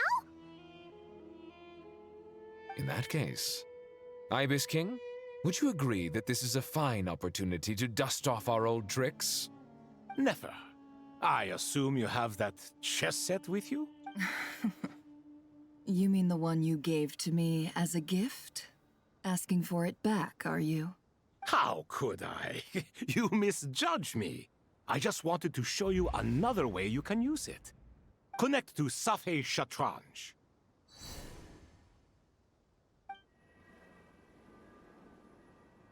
Safhe Shatranj? You mean that place in the desert? Thoth's chess set gains its power from the chessboard laid out in the desert by King Deshret and ourselves. All ceremonies conducted using the chess set must be activated via Safhe Shatranj. In other words, the chess set is an extension of the chessboard. In the past, moving a chess piece was a sacred and momentous act. Transfer initiated. Entering live combat mode.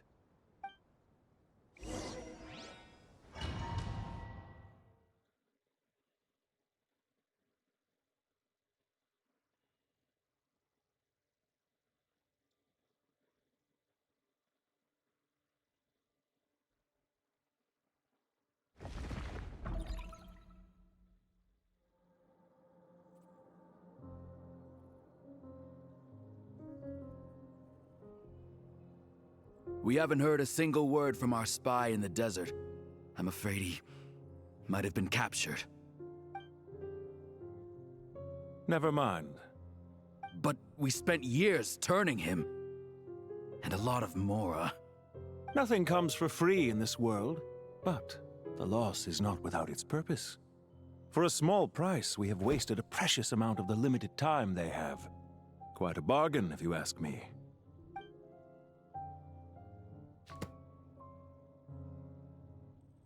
Understood. Weighing profit against loss is a necessary part of life. But to tell the truth, I have been operating at a loss since this all began. Since many centuries ago, in fact. For instance, why would a banker act as the executor of a will? If you hadn't deposited your personal belongings at Northland Bank, I would have no reason to be here right now.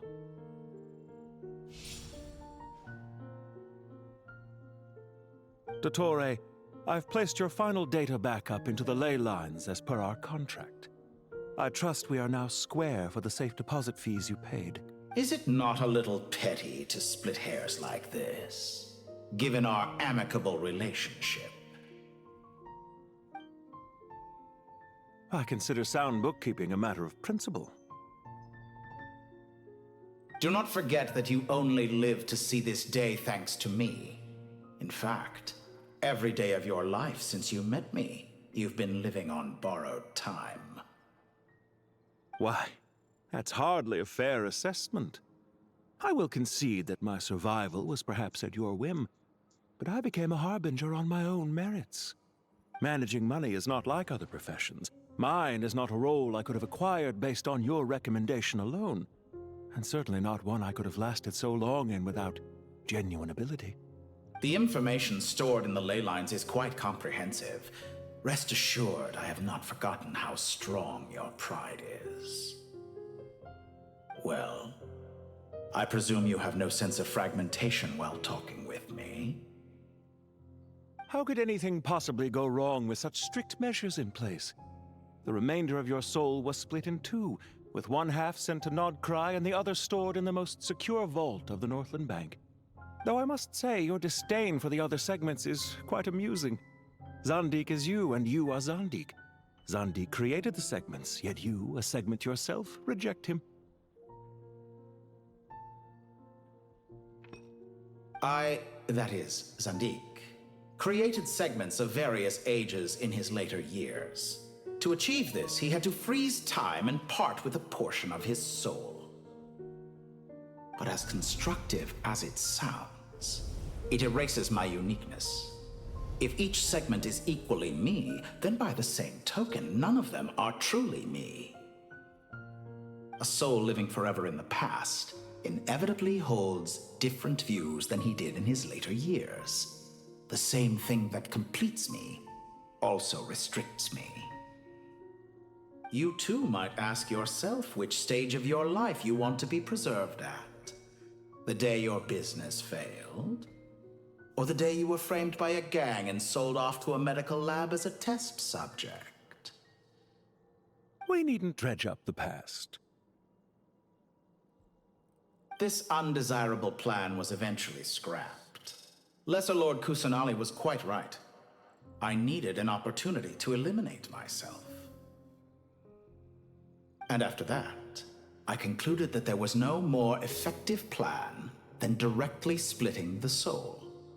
Once the soul is transferred out, you will find that creating a physical body is far simpler than creating a puppet.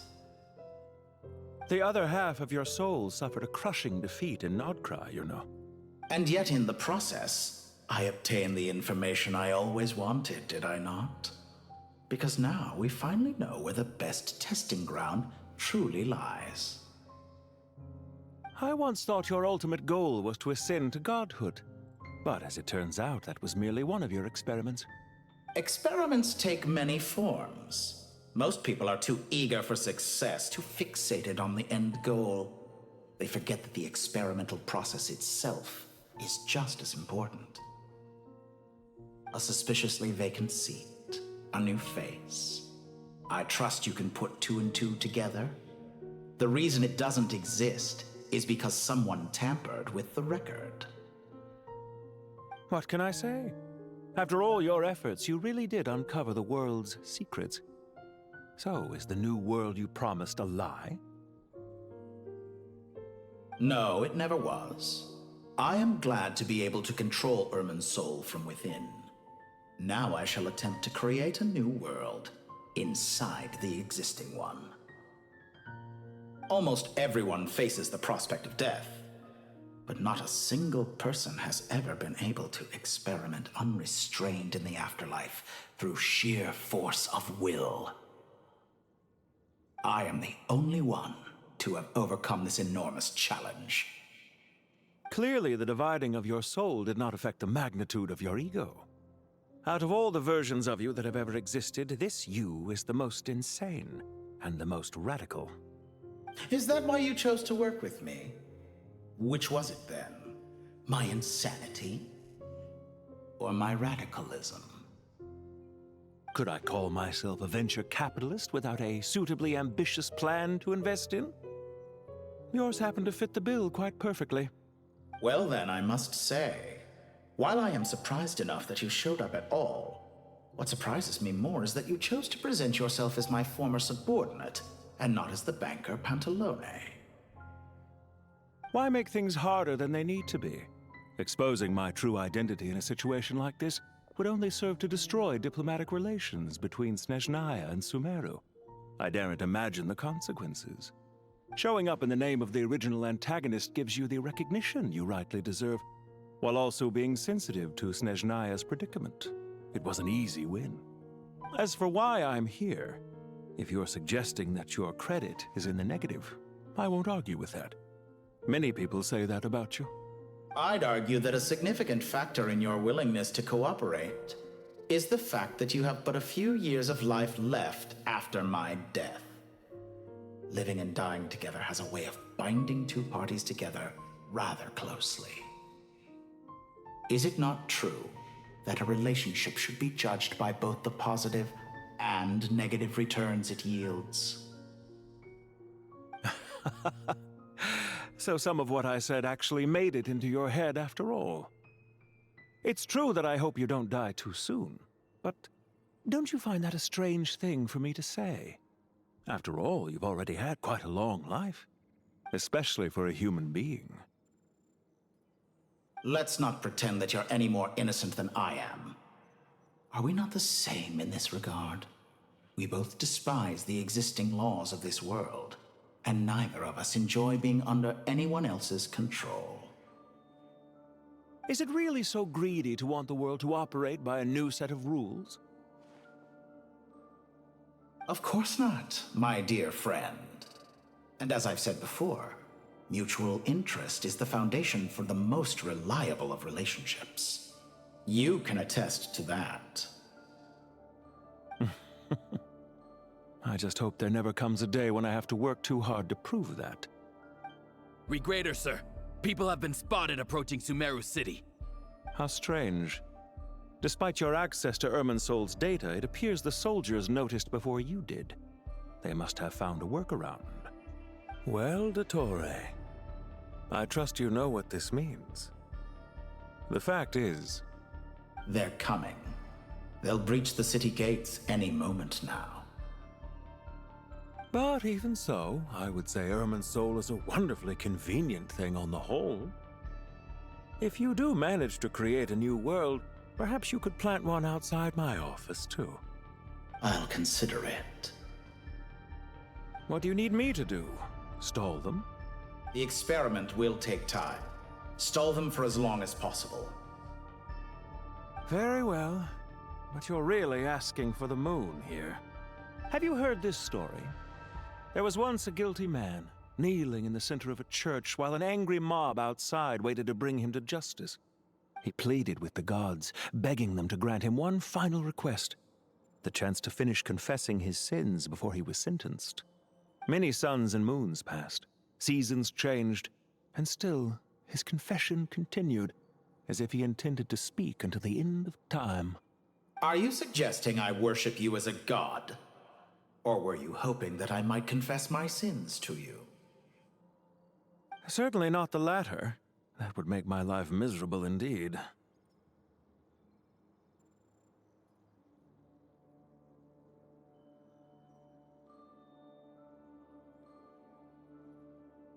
Do you have anything lined up for when this is all over? Hard to say. Field work always takes quite a toll on me, as you know. Once I'm back at Snezhnaya, I'll start with a well-earned cigarette. Why are you so eager to ruin your lungs after I went to the trouble of replacing them for you?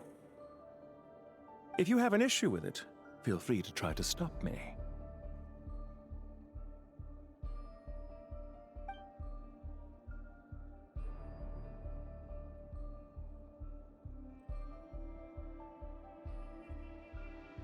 I know it's a little late in the day to be asking this, but how have you been keeping? I'm flattered that you would take the time out of your busy schedule to consider my well-being, Doctor.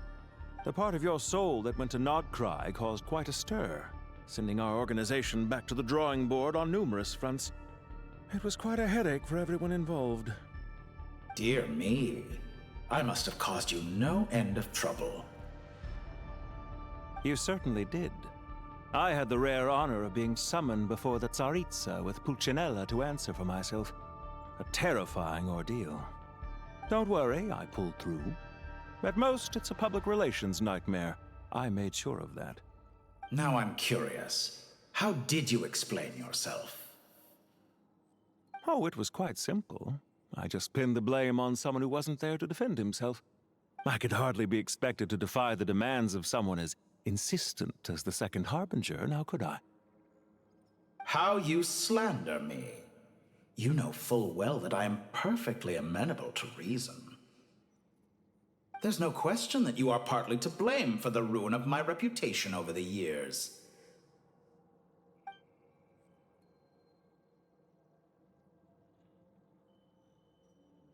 What's on your mind? The limits of humanity. It's a pity. Despite running countless calculations, I find there is simply no way to reduce any further the amount of one's soul required to sustain an individual. It's rare to hear you admit to being unable to achieve something. I beg to differ. For instance, as I've told you before, the original me was prone to motion sickness and couldn't make long train rides. Ah, yes, of course. One of the reasons you often sent yourself out on errands. What are you thinking about now? A new experiment. In the event that my soul was depleted, say we extracted my data from someone else's memories, yours for instance, and then combined it with your intact soul as the base material, what would we create? Such a scenario would be impossible. Oh? As long as your current soul survives, there will be no need to create a new individual. Don't forget, you were the one who approved of the present situation wherein only one Dottore remains. And if you ceased to exist, who would be capable of performing this experiment?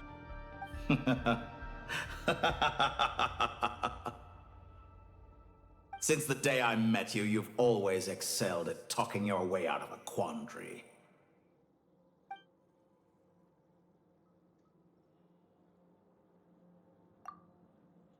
Isn't it a little too early to be saying goodbye? Not that I wish to keep you from your business, of course. Very well. Let's leave the conversation there for now.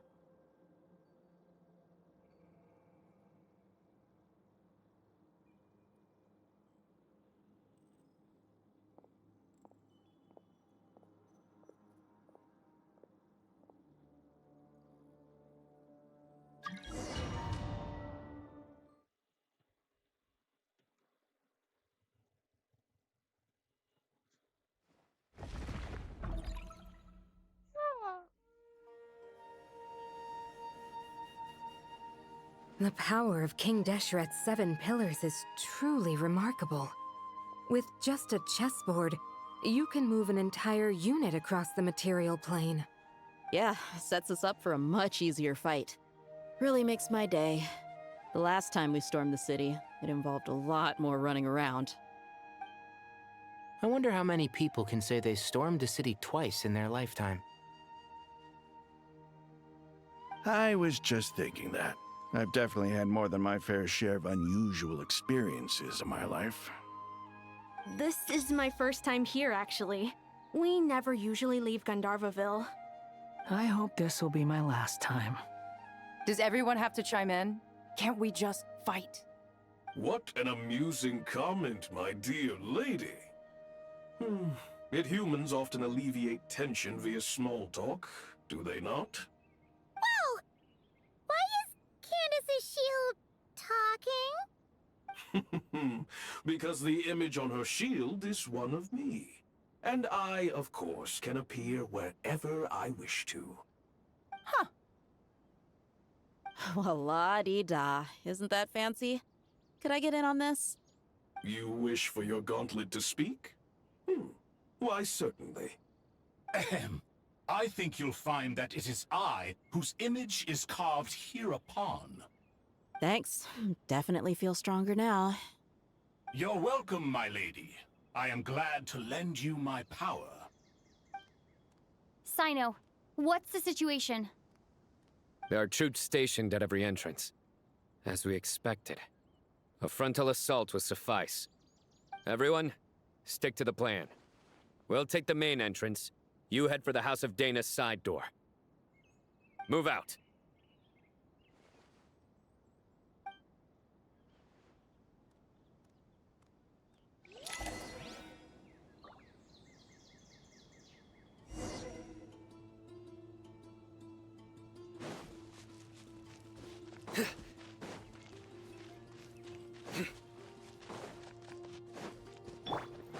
Out of my way! Now it's your turn. Take this! Watch out! Get lost! Whew. Thank you, Jet. You gotta be more careful. If you're not ready to put your life on the line, you can't be certain of defeating your opponent. She's right. Keep your wits about you, Rana.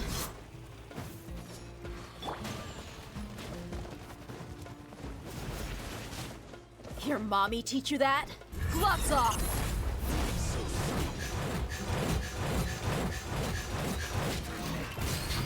Cha! Hey!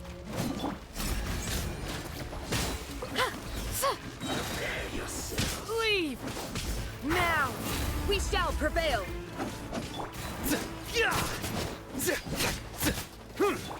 Look alive! Can't run from death. Take them out and secure the harbor. Reinforcements will arrive by water. Let's move. Consider it done. Show no mercy! Ha! Mercy!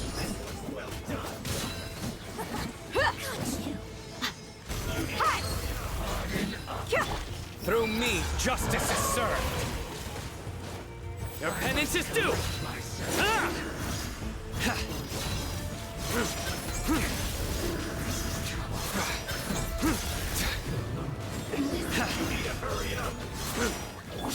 Hear my prayer! Sleep! You're dead meat!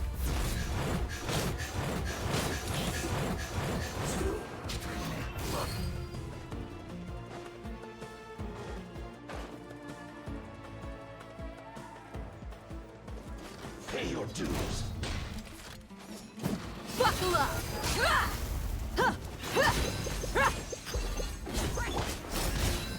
Back to it. You're exposed! Futile!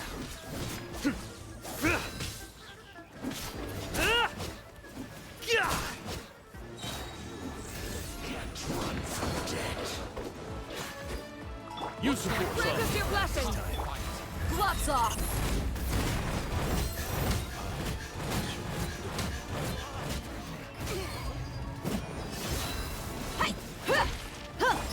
Nowhere to run!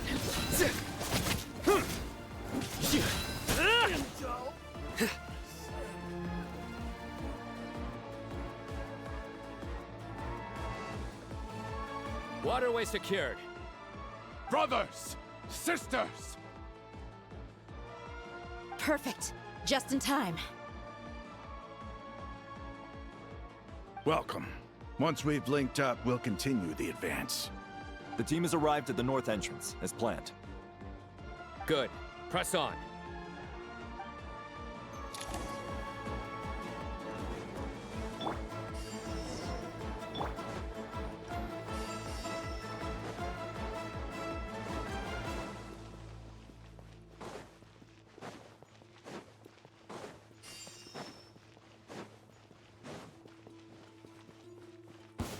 There you are, eavesdropper.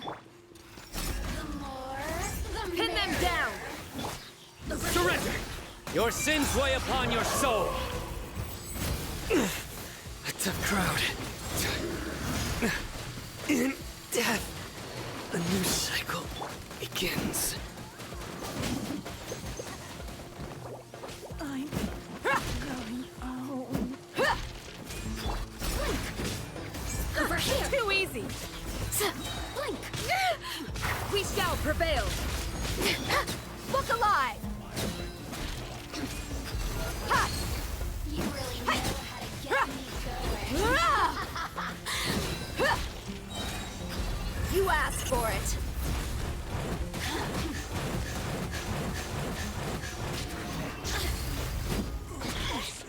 Ha! Kya! Hi! Let me amuse myself. Ha! What a waste of time, horse Kya! Ah!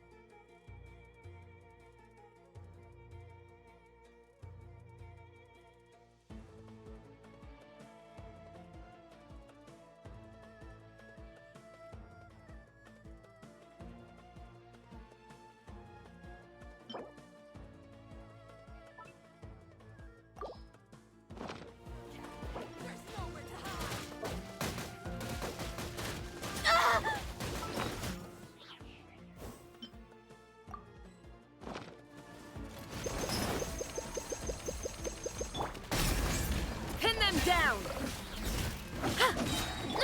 Futile!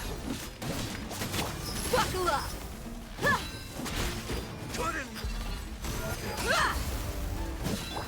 Grant us your blessing!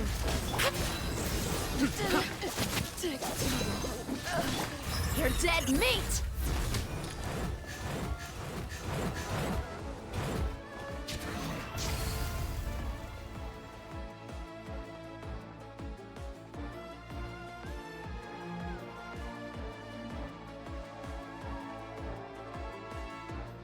Look out!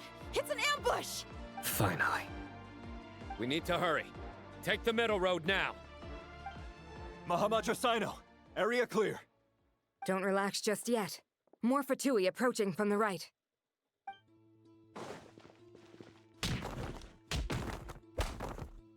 Irminsul cannot track our movements.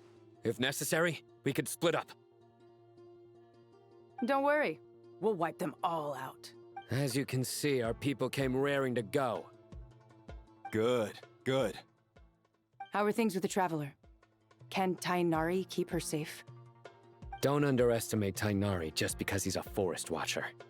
He can handle. All right. You know that's not what...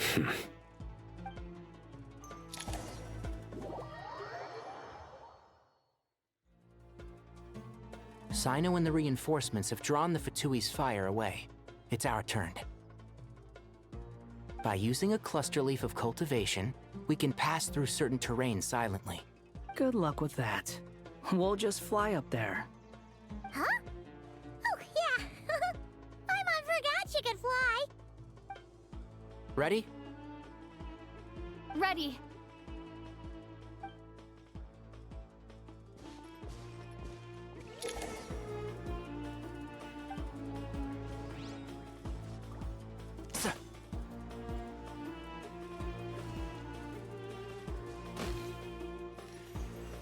Yeah.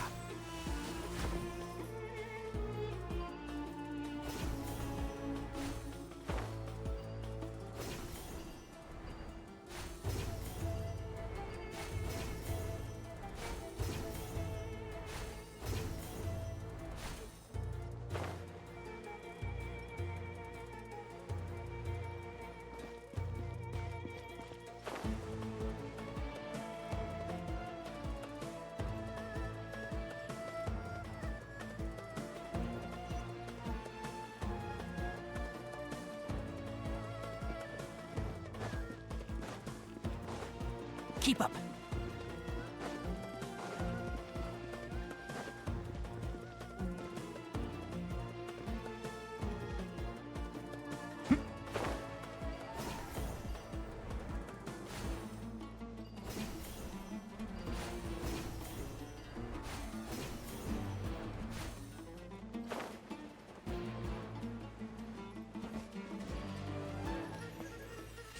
Rah!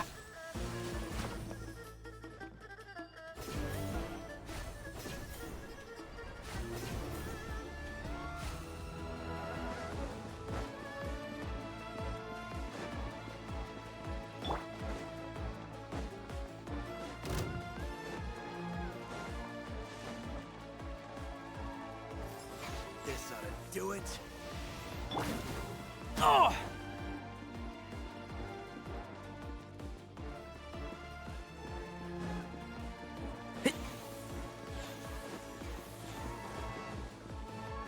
Keep up.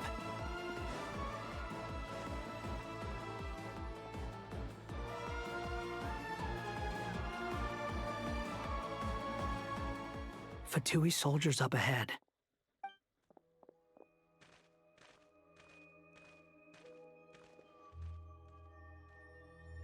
Careful. Prepare for battle. Hey! There's people over there. You have some nerve showing your faces here in the center of Sumeru City.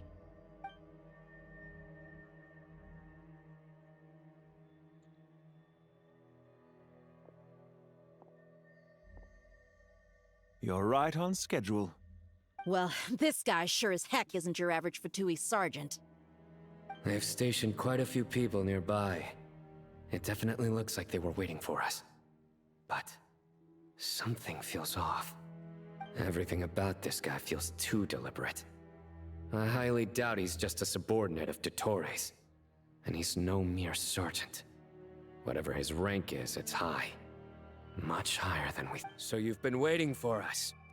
But it looks like you're geared up for a conversation, rather than a battle. Very clever, General Mahamatra Sino. I know you're the one in charge of this siege, and I look forward to making a deal with you. A siege? Sumeru City belongs to us! Historically, yes. But things can always change. We have quite a sizable force with us, you know. For instance... There's a Fatui ambush at the north gate.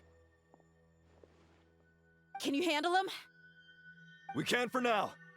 Yes, I'm quite sure both sides can hold their ground for the time being. The battle has not yet reached its climax.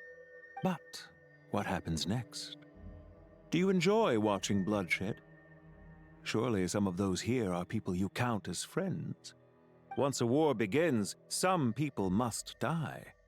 I doubt you wish that fate upon anyone you know. Wait a second. It's a trick. He's not even there. Silence! He disappeared. What was that? A ghost? Curses! He was never there to begin with. That was just a shadow projected there to lure us in. Enough talk. I apologize for being unable to accompany you at this crucial moment, but I am compelled to leave for reasons beyond my control. Please excuse me.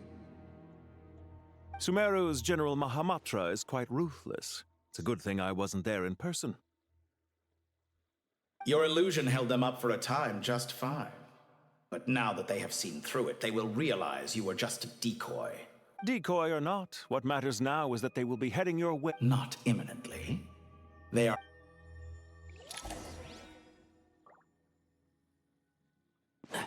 Keep up.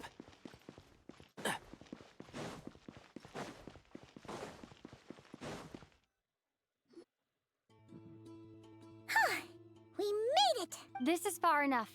Tainari, you go help Sino. Don't worry about us. We'll manage from here. Are you sure you don't need me to stand guard? No need. Once the connection is established, we'll disappear from the sanctuary of Surasthana. Go help the others. All right. Goodbye for now, then. Please tread carefully.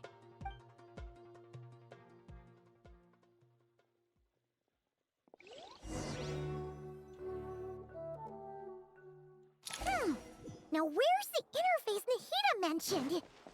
Come on, where's it hiding? Found it. We can connect to the inside of Irminsul through the Sanctuary of Surasthana's built-in security system. You should be pretty familiar with the process. Is it the same route as last time? for the most part. We don't need to adjust any of the parameters. Then I should be fine. And Paimon? Once you're both ready, we'll set off. Wait! The stakes are way higher this time, right? Maybe Paimon should stay outside and help the others. Then, you can focus on the fight without having to worry about Paimon. Huh? Why are you staring at me like that? It's nothing. I just suddenly realized how much you've grown. Hey, you've grown quite a lot yourself. Don't you two start getting into it again. Well, anyway, Paimon thinks she's pretty knowledgeable. Who's the best guide in Tavatigan?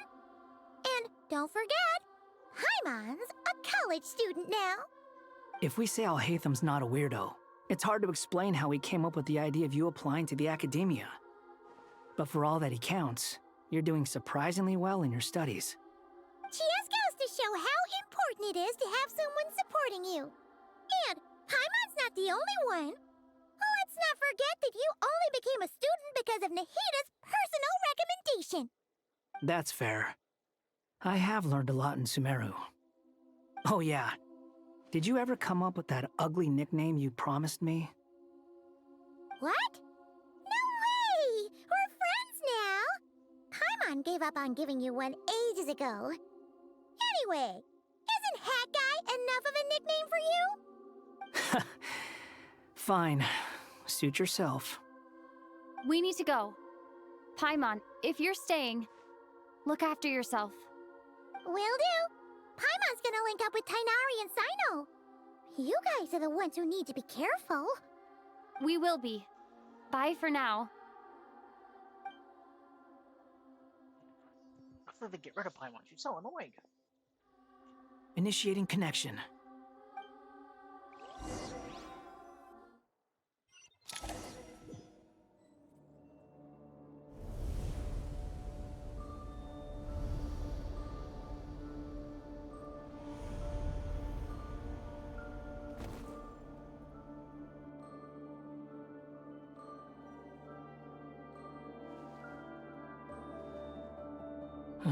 Well, here we are again.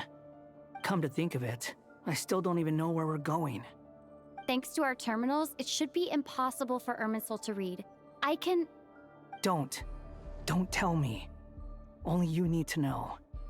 That way, whatever happens to me next, it won't affect your progress. Listen to me.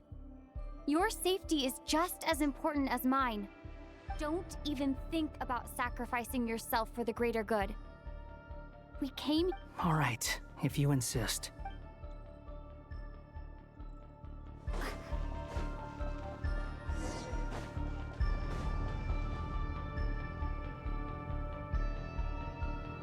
This place looks so different from how I remember. It's unrecognizable. It's a complete mess. Must be Dottoro's doing. Either he's searching for some information he needs. It's still changing. He has to know we've entered Irminsul. But luckily for us, he can't pinpoint our location. Be on your guard. Don't let him find us. The red parts have probably been corrupted by Dottoro's power. Don't touch them, or you might alert him.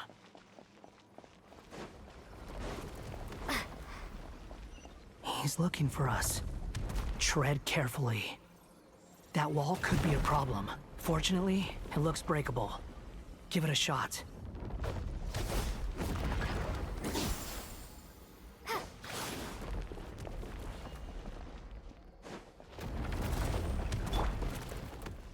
Behold!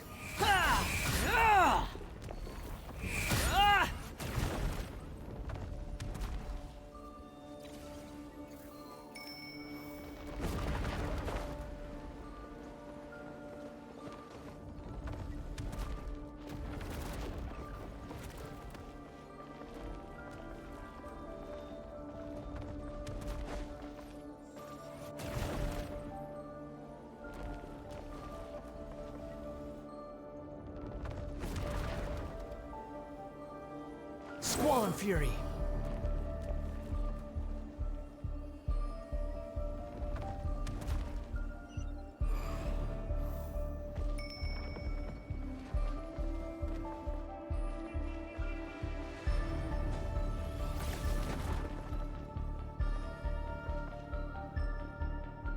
wind rises.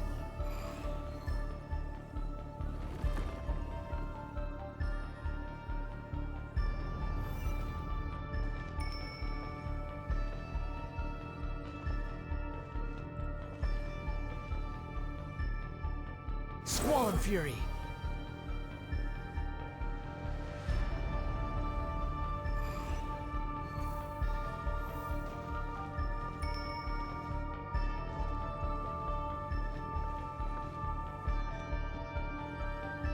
The wind rises.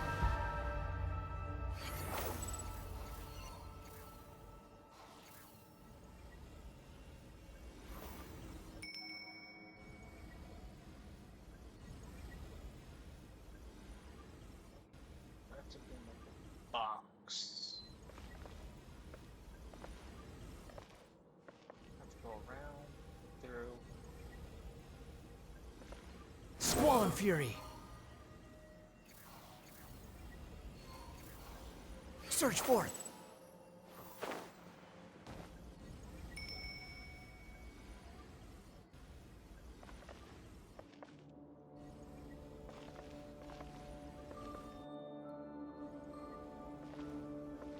Behold.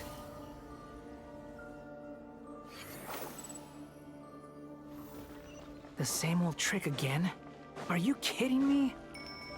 Let's handle it just like we did before. This cheap trick isn't gonna stop us.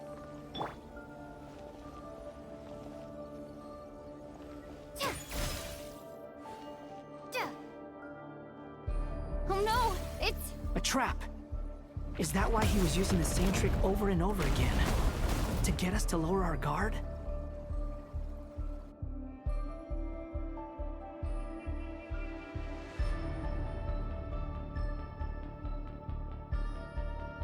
I'm trapped!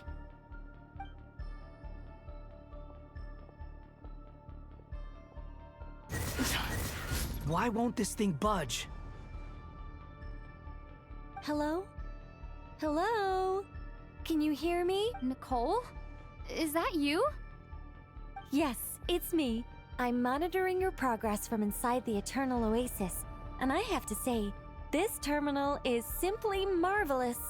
It makes tracking use. I couldn't see anything at first, but now that you two are inside, I can use your location with support from the terminals to get a partial view of the situation inside Irminsul.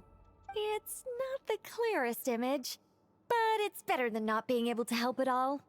I can't intervene directly, but I can help to guide you out of the jam you're currently in. So please, just Dottore in his current form is a blight upon both Irminsul and the ley lines. Pay attention to your surroundings.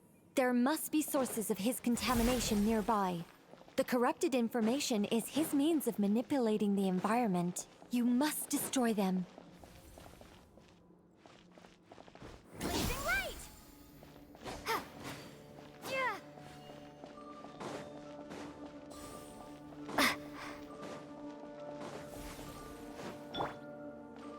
Squall and Fury. Is that good work? But we're not done yet. Stay close, and let's see if we can find any others like it nearby.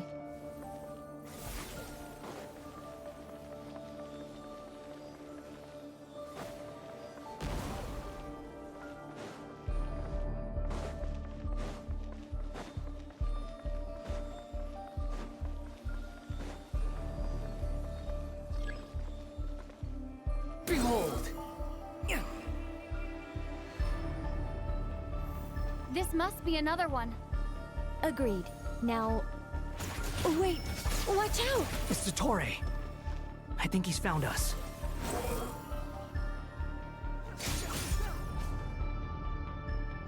The seal is broken. Quick! Get out of there!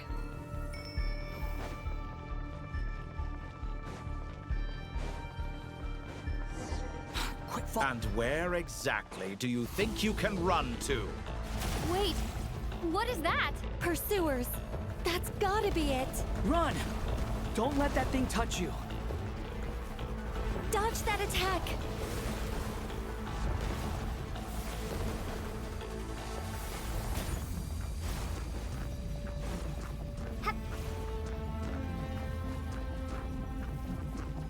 There's more than one path. Which way do we go? To the left. Trust me.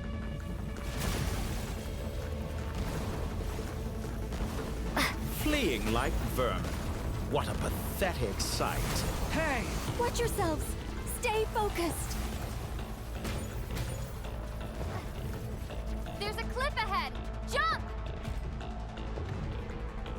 More of those corruption sources.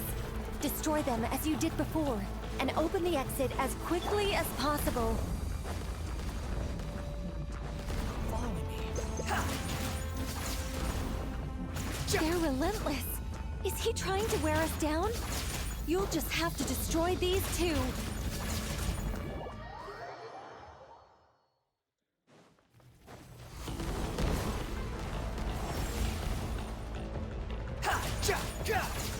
They're relentless. Is he trying to wear us down? You'll just have to destroy these too. I think the pursuit is over. Hard to say. Stay alert.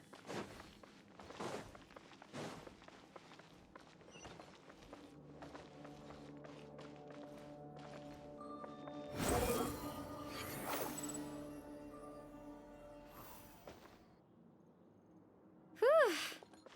I think we've made it to relative safety. Phew, goodness. That was tough. You doing okay? I'll be fine. Don't worry. Take a short rest, and then... Nicole? Nicole! The connection's been cut. But that means... Look at you supporting one another. How very touching.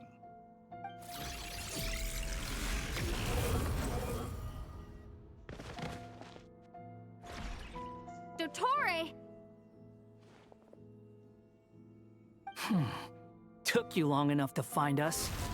You're more useless than I thought. Oh, really? I think I deserve a little more credit for my methods than that.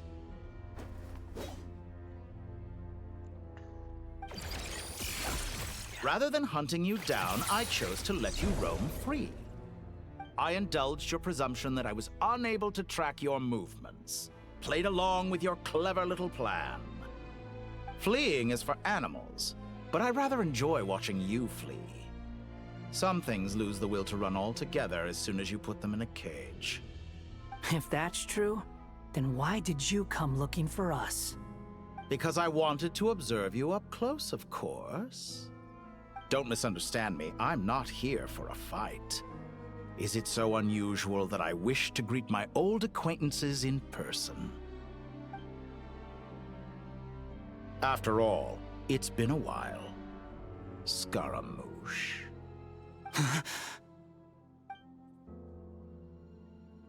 Why are you so afraid? I have done nothing unprecedented in discovering the truth. Nor did I go to any great lengths to uncover your story. You made a bold series of moves in deciding to erase yourself. And with the power of this great chronicling device called Irmin's Soul, you were able to achieve something quite remarkable. Once most people form an opinion about someone, it tends to imprison their mind. Yet you managed to erase every trace of your existence. A novel take on death indeed. However, this meant that you stood out to me all the more when I saw you in Nodcry. I didn't even have to go looking for you. Just the sight of you was enough for me to intuit the truth. For someone in my position, connecting the dots was a trivial affair. It would have been more surprising if I hadn't managed to piece it together. You seem very pleased with yourself for figuring it out. I'm sure you'd even be more delighted to learn the full extent of your crimes. That would hardly be necessary. Besides, isn't there something that concerns you more right now? Something that fills you with dread. Let me put your mind at ease. I have no intention whatsoever of restoring any of the records you deleted. For one thing, it would be exceptionally difficult. But more to the point, I doubt that the prospect of losing your current life is all that frightening to you. Because in your case, The cruelest twist of fate is that you'll never again have the chance to make up for any of your mistakes. Isn't it? Dottore? All here shall bend to my will.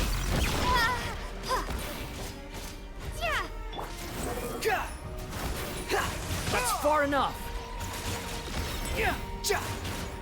Behold!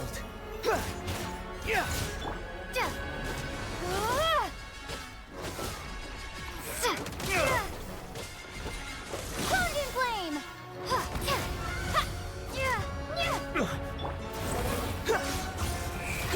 I'm afraid you'll need to do better than that to take me down. I expected you to have grown stronger. Ah, how foolish of me. I forgot that you lack any means to increase your power. You will pay for everything you've done. Oh, will I now?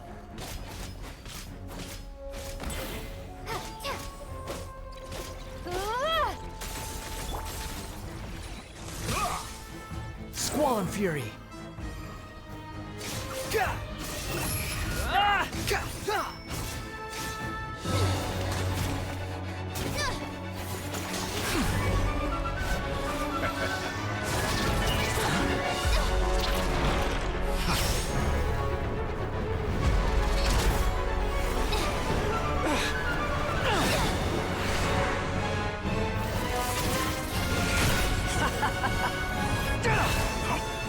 Does the prospect of death amuse you?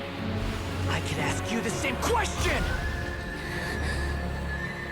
I'll distract Dottore. You focus on the mission. Got it.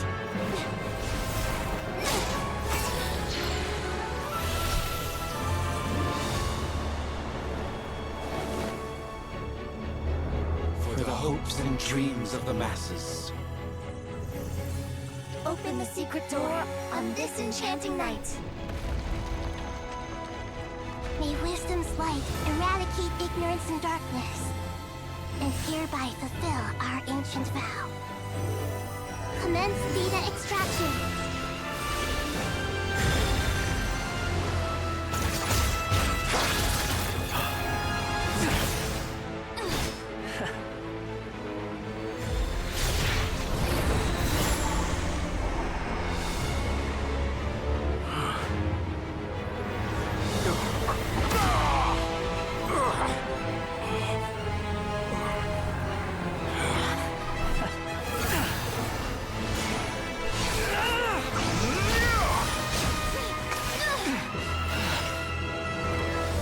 Cling to outdated ideals and stand in the way of progress.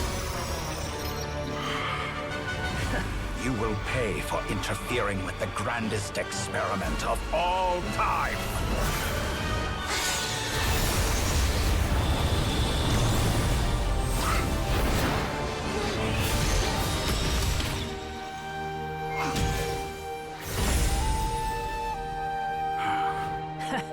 Good timing.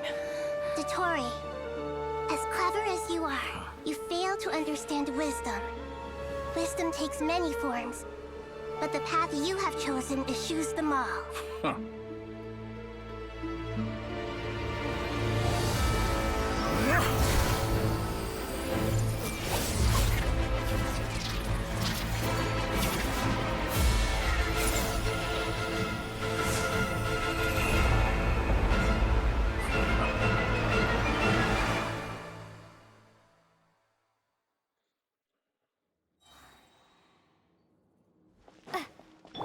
Everyone hold hands! My strength is fading! Since you are within Irminsul, it stands to reason that any power you wield comes from it. You're extracting the information from Irminsul just to strip me of my power. I will find his weakness.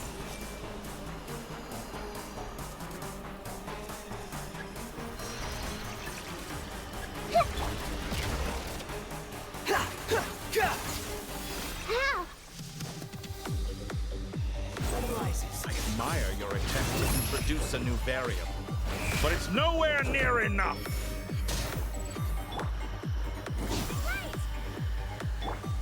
Everyone hold hands!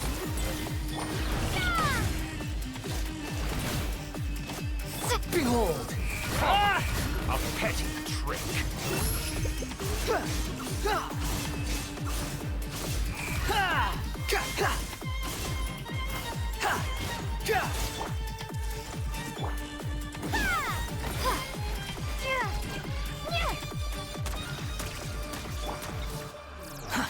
Too slow. Squall and Fury.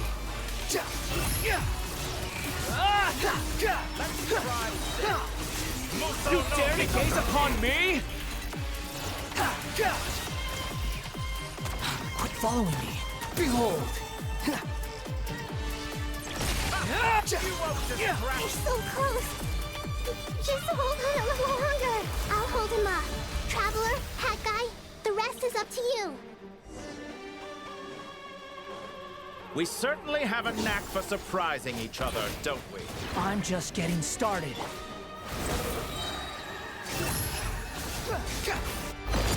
It's time! Say your prayers! Stay on the offensive, but watch your back. The wind rises. It's time! Say your prayers!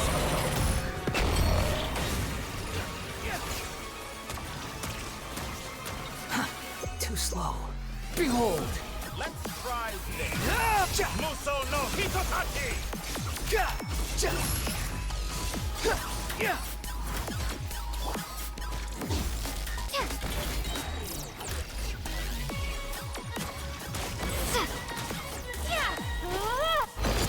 It's time! Say your prayers! You're dead!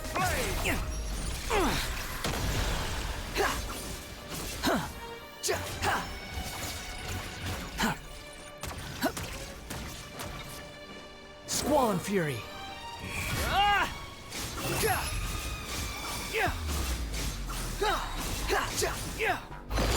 It's time! Say your prayers! Finally, time for you to die. Excited? Time for me to die?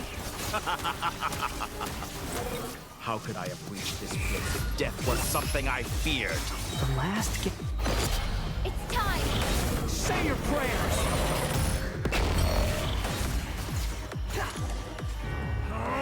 That's enough!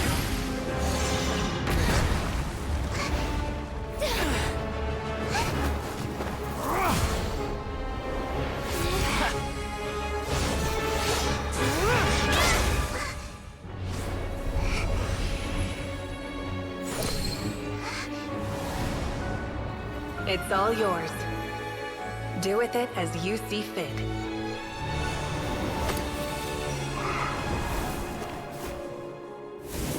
Just as you say, this world is home to some archaic things. And as you suppose, you are a formidable opponent.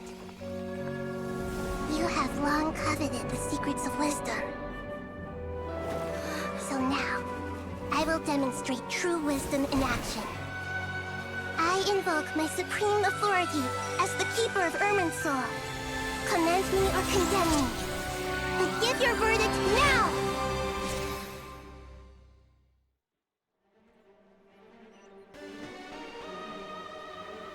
Blessed One of Wisdom, Mahakusalatama, are you certain that you wish to exercise your authority to destroy Irminsul? It represents both your roots and your finest accomplishments. You truly intend to abandon the very thing you have always fought for? This is my decision. Irminsul has been corrupted beyond redemption. Irminsul is the original tree of Tevat. It is the means by which the heavenly principles maintains fate itself. The seven Archons should honor and revere it, for their authority was bestowed upon them by the heavenly principles. It is precisely because I honor and revere it and I fight for the humanity it exists to protect. Wisdom is knowing how to weigh the options and make the right decision. If you truly care about the fortunes of this world, then it is me you should seek to preserve. Planting a seed begins the chain of cause and effect. Since you have become a great tree yourself, why should the loss of another tree be anything to fear? Till we meet again, Lord of Dendro.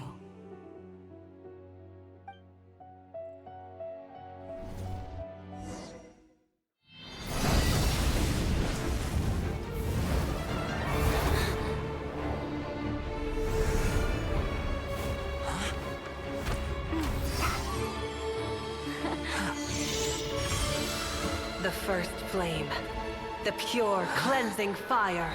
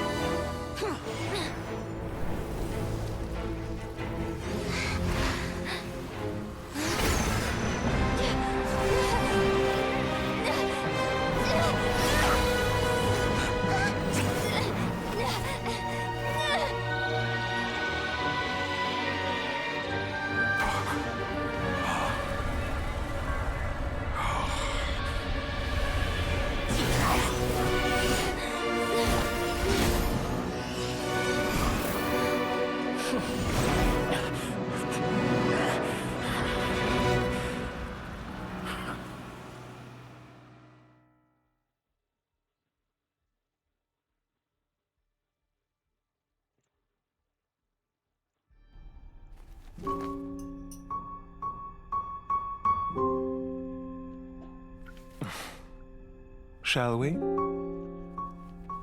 Where were we? I was suggesting that you needn't perform when signing a contract. You're only sitting here because your bank demanded an evaluation of the trustee. So you told a story about a young scholar from a merchant family in Sumeru? I told a compelling tale, didn't I? The post-expulsion story is far more captivating. The human experiments or the elixir of immortality? The part where you die. Ah, yes. My favorite part. The 35-year-old Segment thought of himself as Dottore, reserving the name Zandik for the original specimen. Of all the Segments, he was the most selfish. After his expulsion, Dottore searched for a new direction. He joined the Fatui, studied Elazar in great depth, secured resources. He was rather fortunate in his career. Zandik turned to Conrian technology and successfully created his segments. But this was not immortality. Even with backup segments, his body would still age. Still, thanks to Snezhnaya, Zandik found the ideal base for his experiments. Then a perfect partnership materialized at a crucial moment. The year that both parties realized they needed more time.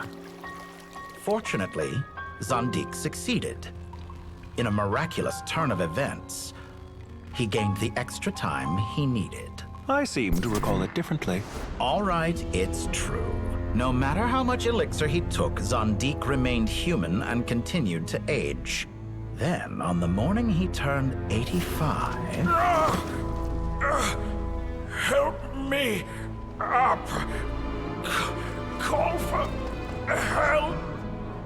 Surely he would be rescued, Zandik thought. But to his surprise, no one helped him. Zandik was too selfish for that. Don't forget, you're one of us. Yes, and we're all waiting. Waiting for me to die. Pantalone arrived for a meeting and happened to witness what followed. He found it unsettling. I never said that. But the Zandiks were unfazed. It was a rare opportunity for self-dissection.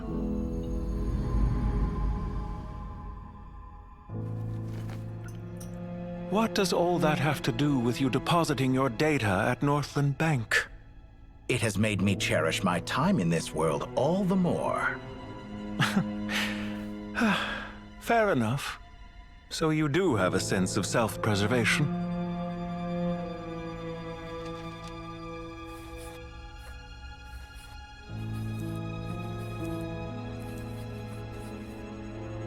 What do you mean? You're hardly normal, and you don't cherish life. You just don't want to admit defeat in the limited time you have. Even so, don't I deserve an interesting ending? I'm counting on it.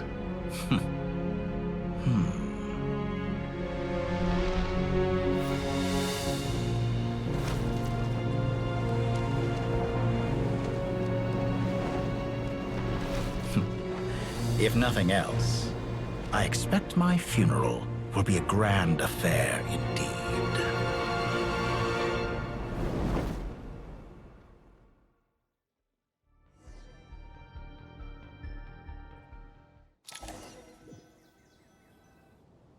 What a magnificent fire. In Snezhnaya, we light fires to ward off the cold. Fire, it seems, is antithetical to ideas such as cold, frozen, and unchanging. Perhaps it has always been that way. From the beginning, fire has been used to drive away wild beasts and warm the body and mind. You could say it's a form of treatment. One that cures the human heart of mortal fear. Mortal fear? Something you haven't been acquainted with in a long time, by the sounds of it. Whereas you, I'm sure, must know the feeling quite well indeed.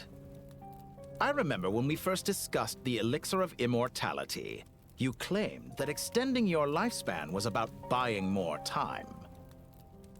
But was that really the truth? You fear the prospect of dying a wretched end in this world, don't you? Of course I do. I'm only human, after all. And while you may have forgotten it, you cannot deny that you too were once human, Dottore. I do not believe that there is no such fear in your heart. Perhaps you are right. But I abandoned it long ago and devoted myself to my experiments. I have felt no fear since. From the very beginning, I never thought you could win this game. But still you came, contract in hand, to honor our agreement. Because I am a reputable partner. And as we have discussed, experiments are about more than results alone. The process is equally important. I have come here and completed my creation, and I do not regret my decision. I'm afraid your journey ends here. After I die, there will be no one to make the elixir of immortality, and your remaining stock will only last a few more years. How then will you prove that you didn't perish in this incident alongside everyone else? When I feel optimistic about market environments, I never forcibly adjust them. They have their own direction, and I myself am one such environment. I have been quite particular about many things in my life, but where the manner of my death is concerned, I choose not to be. You make yourself sound so magnanimous. Oh, but I am, and I hope you will be too. It may have been a long time since anyone told you this, Dottore, but I recognize that you are a truly rare talent. Ha! I can see it. The experiment in blasphemy that I've been performing all this time. It has been a long process, and I do not care about the results as much as people might imagine. If the very goal of your experiment was to explore infinite possibilities, then there was never any reason for it to end. Indeed. Yet now, the experiment has officially drawn to a close. What should I call you? Zandik? Or do you prefer Dottore? Suit yourself. Goodbye, Feofan. This time, that's what it truly is. And don't I know it? Goodbye, Zandik.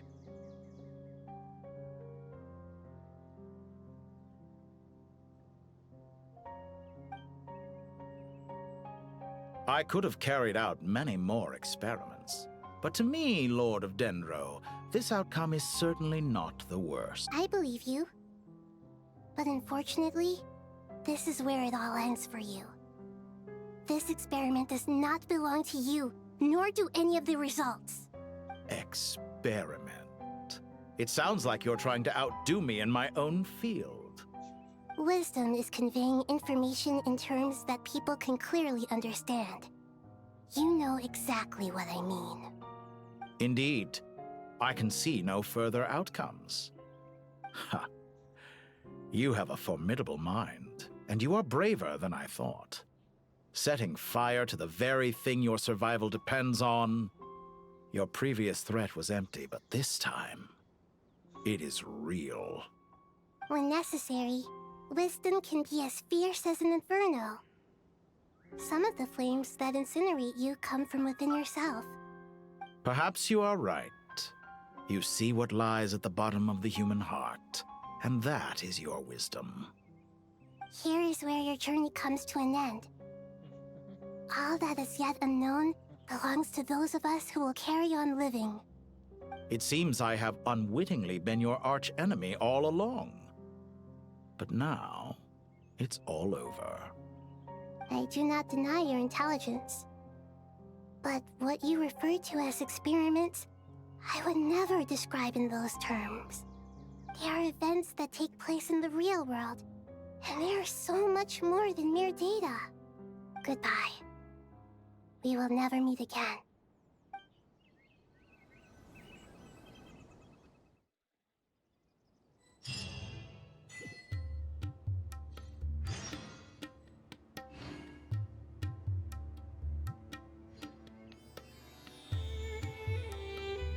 Silly churl, Billy churl, silly Billy, hilly churl. Yeah, they're finally teleport places now.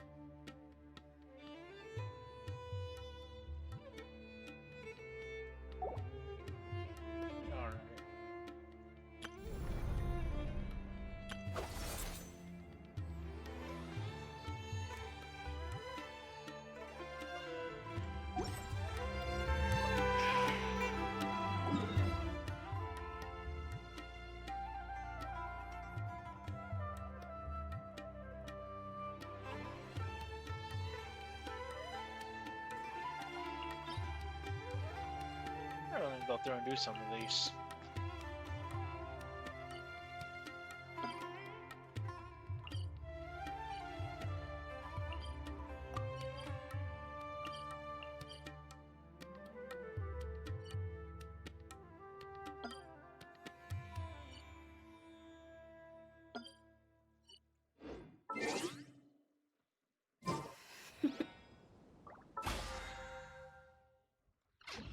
Toodaloo.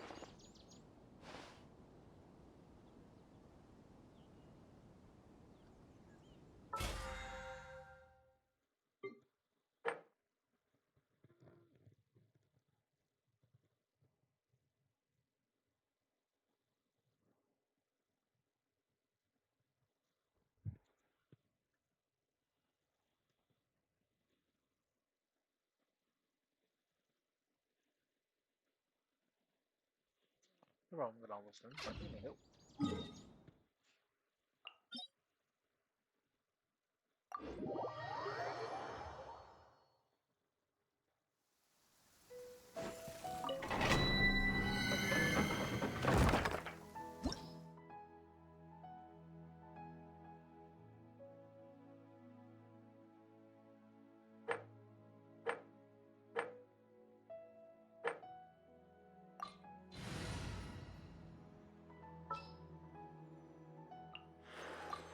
are still so many places for us to explore.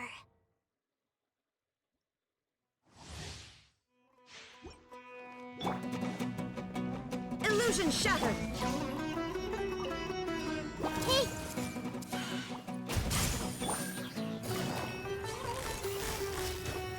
Busted! Shine down! Huh.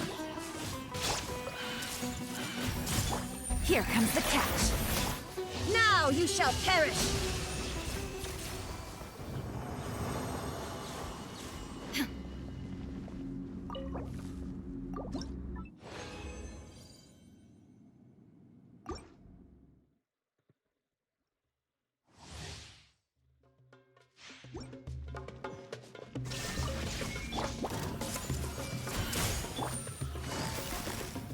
Quietly now.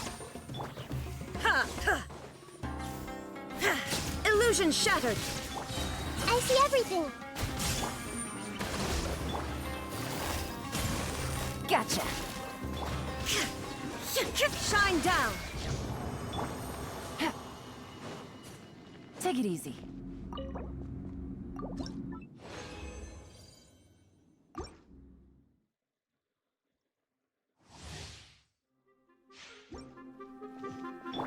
Illusion shut! Everyone hold hands! Busted.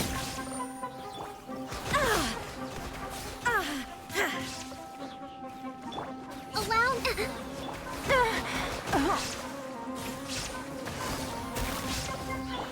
Hey!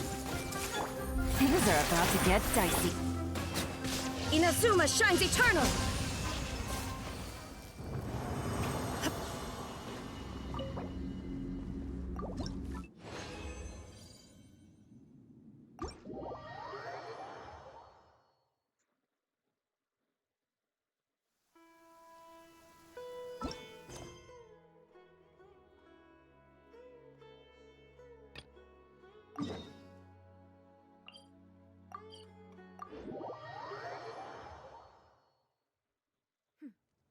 Clear skies can do nothing to hide the brilliance of lightning.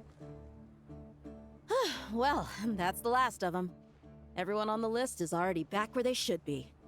It was a long, hard road, but we finally finished escorting everyone back. I just pray that we'll never need to leave again. I hope we can stay here forever in this peaceful paradise of our own choosing. Paradise. In the annals of the Temple of Silence, that word carries great significance. It represents the hopes and desires of the gods. Their longing for a place to rest. I wouldn't think gods need such a place. People always think they're the only ones who can lose their homes. They forget that gods too need a place to reside.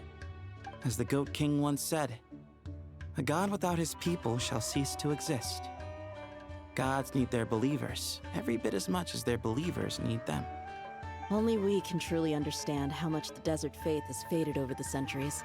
But we still talk about the gods as though they're part of our lives. Given the myriad ways in which gods and humans interact, I'd say they really are. How else could Dunyarzad consider the Dendro Archon a friend? Well, that sounds about right to me. Describing them as friends sure makes us feel a whole lot closer. If you told me a few years back that I'd have this many friends, I'd have called you a liar. Belief is a choice, just like friendship. We've made our choices through battle. The right ones, wouldn't you say? I'll be heading back to the Temple of Silence. I heard the Goat King and the Ibis King decided to pay us a visit. How about you? It's back to Aru Village for us. Still plenty of supplies to distribute and people to help. Until next time, old friend. As long as you can find the time, you're always welcome to visit us in Aru Village. Right back at you. Make sure to drop by the Temple of Silence the next time you're free. Word is that 2 of the other 7 pillars, Shezapang and Bennu, might also be dropping by. Since you're wearing the symbols of their power, it'd only be fitting if you came to see them for yourselves. Dropping by? That makes it sound like they're visiting a neighbor's home. Well, the temple was founded by Hermanubis, so I guess to them, That's exactly what it is. Guess that's true. All right. We'll make sure to find time to stop by. Stay safe on your journey home. I will.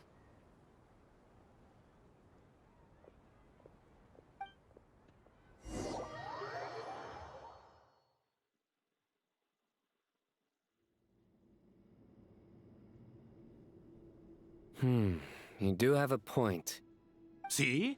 Retirement has always been a problem, especially for old-timers like us who've been locked away all these years.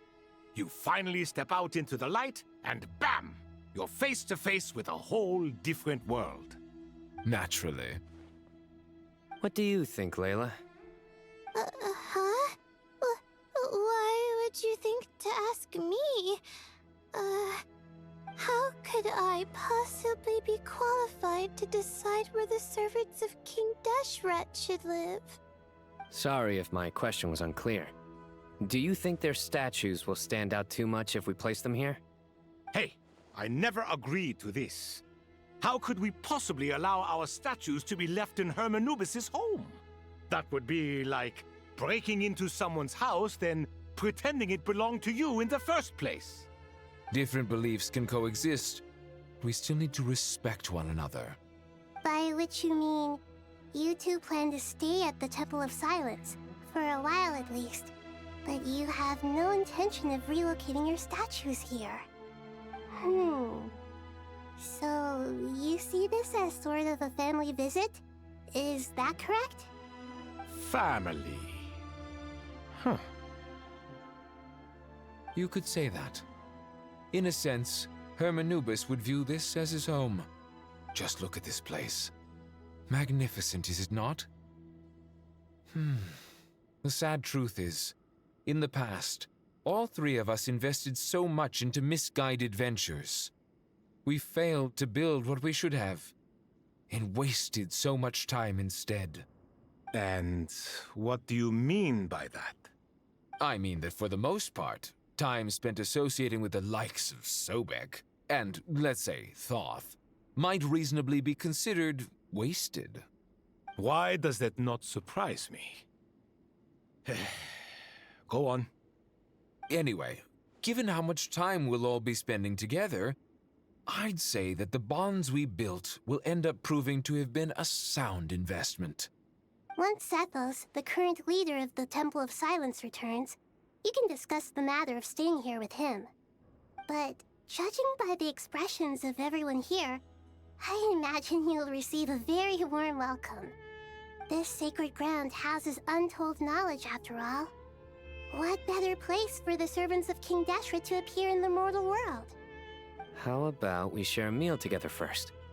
I imagine it's been many years since you last tasted fresh food. Oh, that sounds wonderful! After so many hundreds of years, I can only surmise that desert cuisine has become a lot more varied. Are we having a get-together? If you'd like, I can help prepare some food. After all, Lord Thoth, you helped me so much in the desert, and I still haven't properly thanked you. Oh, my, that would be wonderful. I'm touched that you still remember. How the times have changed! To the people of today, it seems the Ibis King has become a kind and passionate god. And you, Mr. Herreshoff? What kind of god do you wish to be? To be honest, I haven't given it much thought. How about you, Dendro Archon? Do you have any hopes for your future? Me? I'm very happy with my current life. Forgive my bluntness, but you do not seem to derive your authority from majesty and might, like Lord Al-Ahmar. Clearly your approach has its advantages, but also its dangers, don't you think? I do, but projecting a majestic front doesn't really suit me. Besides, my relationship with others isn't simply one of a god and her people. Not putting on airs might earn you more adoration. Exactly. Besides, I really like parties where everyone brings their own food, and we all come together to share. You should join us. I'm sure you'll find it fun. Last time when we got together for a picnic near the Avidia Forest, it was quite the occasion. Seeing as you're already here, how about we hold the next one in the desert? Can we do that? Wouldn't Tainari have to transport a ton of drinking water? Don't worry, I can help out. Layla, would you like to join us next time? Me? Sure. The more the merrier. That way we... Don't take this the wrong way. I just think you should know. When it comes to passing the time, chess is more our thing. In that case, Dendro Archon, what do you say? If I were to compete against you, I can't say with certainty I'd win, but I certainly wouldn't mind giving it a shot. Where's Sobek? I'm sure he'd be good for a few rounds. Cards, cards, cards! I'll always prefer chess. I wonder what variant of chess we're talking here. Mr. Thoth, is there some sort of astrological significance to this game? Oh, I'm glad you brought that up. As long as the leader of the Temple of Silence agrees, we can search Hermanubis' place for books to teach you how to play.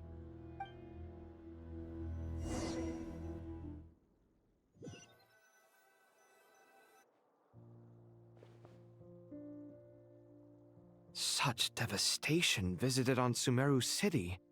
So many houses destroyed or damaged in the fighting. Who could have foreseen this? Look at all of this. It's going to take me forever to tidy up. I suppose living below the academia doesn't always work out to your advantage. I would have thought a little appreciation of my sincerity and effort in helping to clean up this mess might be in order. Helping? Effort? This is your house! Of course you should be putting in the effort! If anything, I'm the one who's helping! So you see yourself as just a helper in this situation. I must admit, I'm rather shocked. If you're trying to say that since I live here too, I have an obligation to tidy up, fine, I suppose I do. Wait a second, stop changing the subject! Nevertheless... In the wake of a great storm, a missing roof is a predictable inconvenience. Can you stop making it seem like I care more about this house than you do? Doesn't it upset you at all to see your home in this state? I won't pretend it's ideal, but that's no reason to be upset. This is the roof over your head, your shelter from the cold.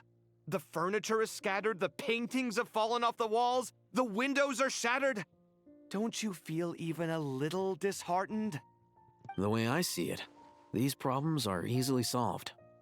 Ugh, this is precisely why I hate talking to you about sentimental things. It's like banging my head against a wall. You simply don't understand just how much work goes into making a proper home. It sounds like this is causing you a lot of anguish. You mean the house or the paintings?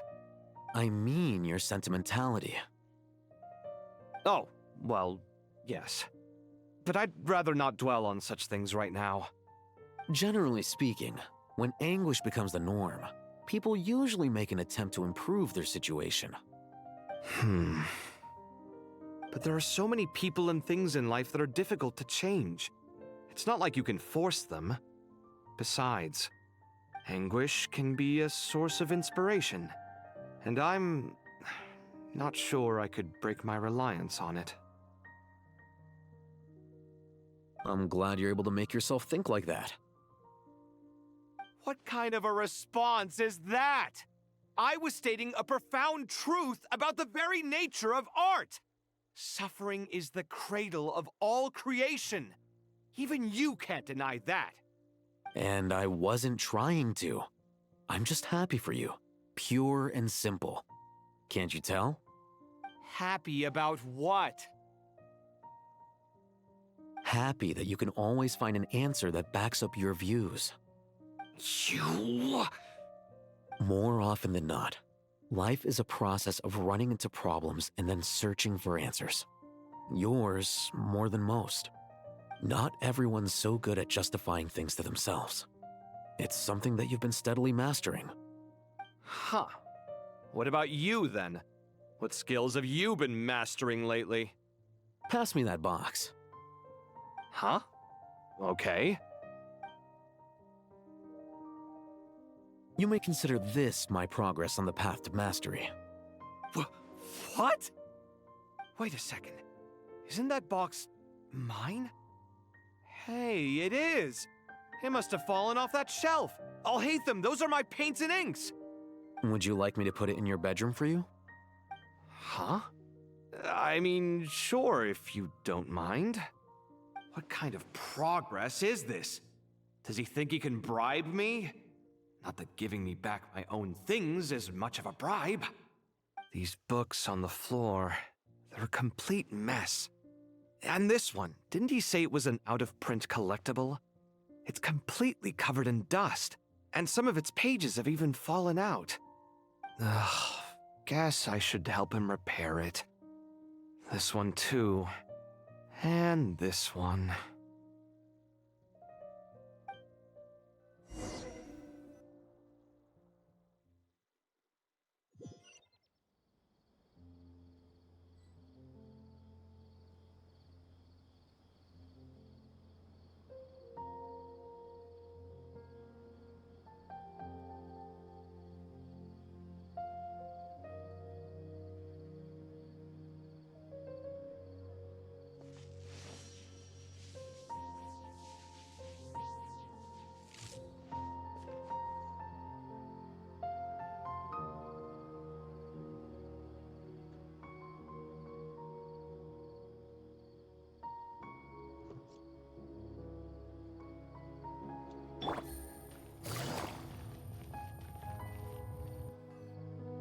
Local sumter beasts, imported goods, such a bright future ahead.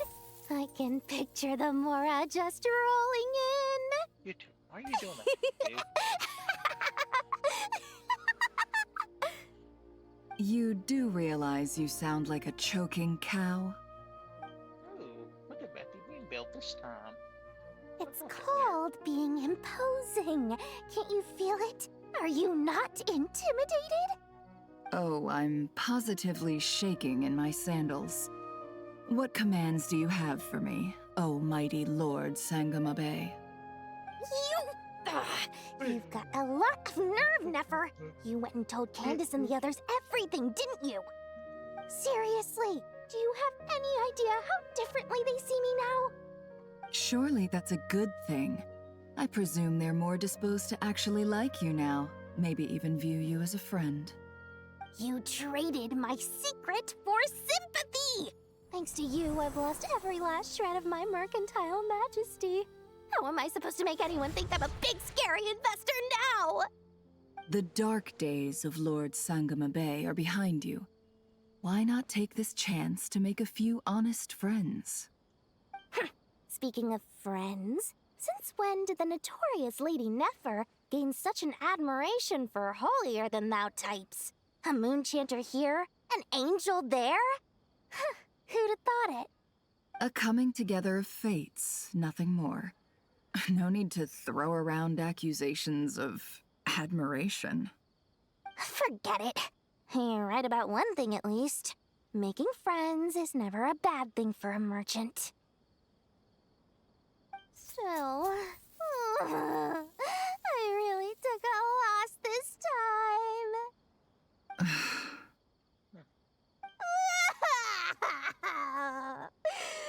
What are you looking at? I'm trying to see if you're really crying or if those are just crocodile tears. A little birdie told me that when Lord Sangamabe makes money, the tears flow from the center of her eyes. But when she loses it, they flow from the corners. Which is it this time? Ugh, you are so annoying. I'm not talking to you anymore. Nefer! Thank goodness you're here. I've been looking everywhere for you. Huh? Well. If it isn't the House of Dana's very own librarian. What can I offer you today, Miss Katayun? Oh, no. I'm not here to buy. I'm here to bring Lady Nefer a book, and a fascinating one at that. We agreed to meet at the entrance to the mausoleum of King Deshret. One more thing. I bought this copy with my own money. It's not borrowed. Reasoning knows not time of day, but suspense always follows a blizzard. That's quite the mouthful. Huh? Isn't that the one that... It was all the rage for a while. People throughout the city were clamoring to get their hands on a copy. The names inside were all circled. Everyone thought it was a riddle. Don't bring up that book in my presence. I don't even want to hear its name. That thing was nothing but a scam. Surprisingly enough, I've actually heard of this book, though it doesn't seem of much consequence. So, what truth lies behind it? You're from the Vahumana and you're asking me what the truth is? I'd say the actual truth was about the least important part of the whole episode.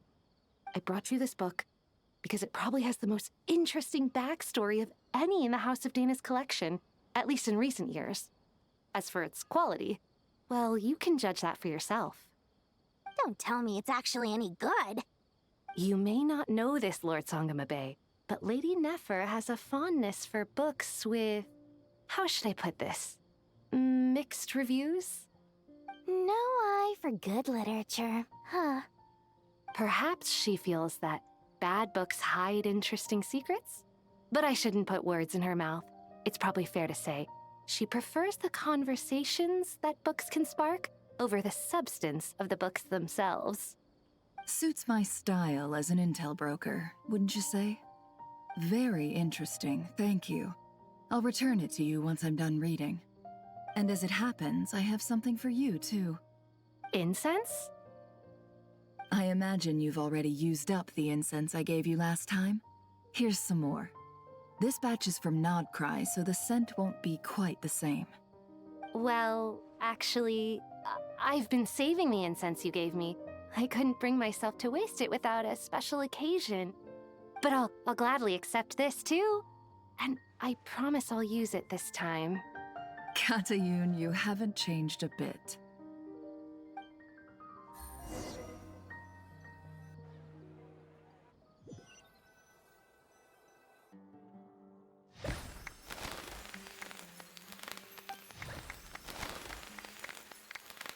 Congratulations, Kale.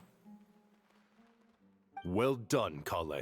After studying for so long, you've finally become a full-fledged ranger.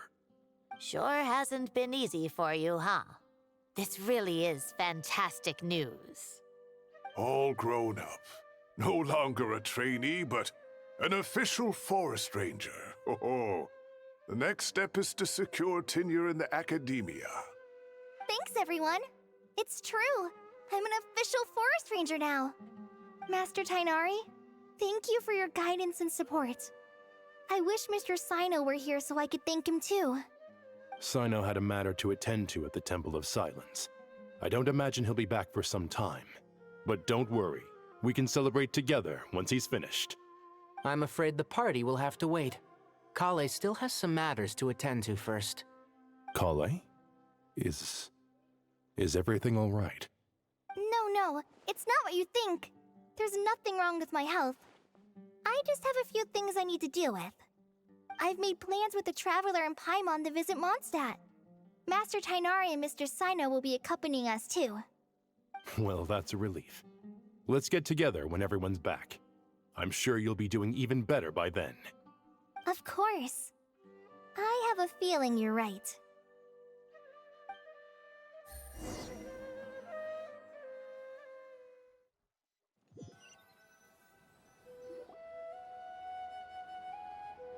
Phew! After all that catching up on sleep and food, Paimon's feeling full of vim and vigor again. For someone who spends so much time resting, your recovery routine is surprisingly simple. Hey! Paimon's been working her butt off too, you know. She flew all over the city helping everyone out. Don't worry. I saw how hard you worked. Alright, we all know you're the most hardworking person in Tavad. As long as you're rested and full, that's what really matters. Paimon's been looking around the place, and it seems like the city's already on the mend. But Paimon's been wondering how Nahida's doing. We should check in on her.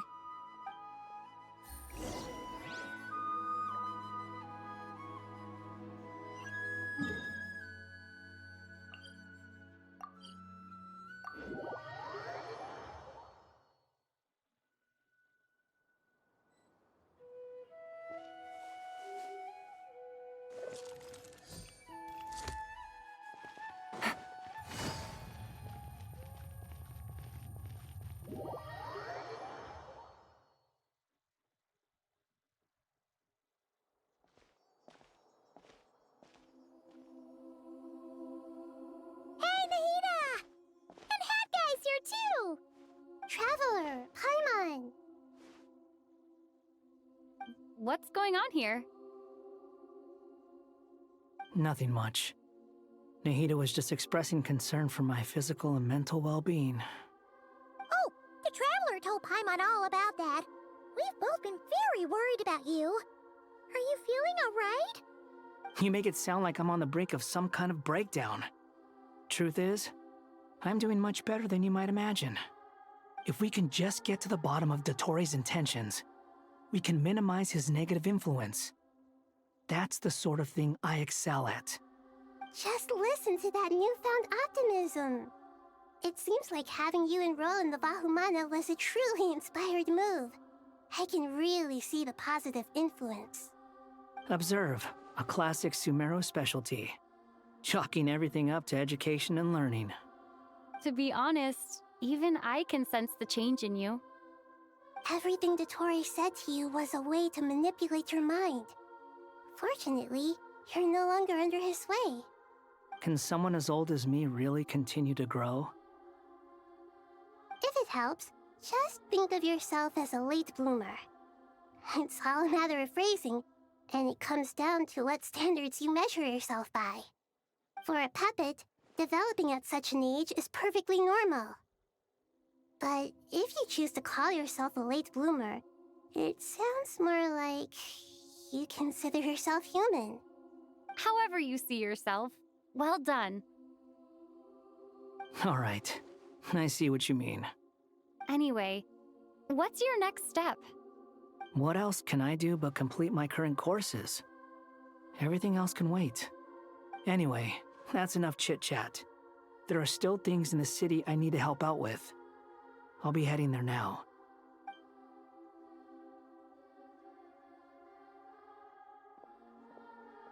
I'm so happy that Hat Guy is doing better than we thought. But what about you, Nahida? How are you holding up? The pyronosis burned down the corrupted Irminsul. The flames blazed for 7 days and 7 nights before they finally subsided. All that was left were the parts underground. Now, Aru shoulders the responsibilities that once belonged to Irminsul. The situation was contained before it got out of hand, so Tevat's most vital information has largely been preserved. Irminsul has a strong influence over you, doesn't it? How will you cope now that it's gone? There is no need to worry. Thanks to Nicole's extraordinary talents, my connection to Irminsul has been severed and transposed onto Aru. Angels can do things like that? They can. Such abilities are precisely what makes them so powerful. The goddess of flowers, Nabu Malikata, once claimed that she too could perform feats beyond the reach of mere mortals. In my eyes, much of what she went on to achieve reached such transcendent levels. Her and Nicole really are both fascinating and magnificent. So, does that mean your situation is stable now? Correct. Just imagine that Aru has become the new Irminsul, and the essence of my existence has been bound to it. The wisdom of Sumeru has ultimately converged into a single, unified entity. Should we ascribe this all to fate, or is it merely fortune? Whatever it is, the important thing is that you're okay, Nahida. Dendro Archon, Lesser Lord Kusanali. Oh, thank goodness you're here. Greetings, Traveler and Paimon. Sir Nevis, do you have something urgent to say? Yes, there's something I need to report. We've received a message from Snezhnaya.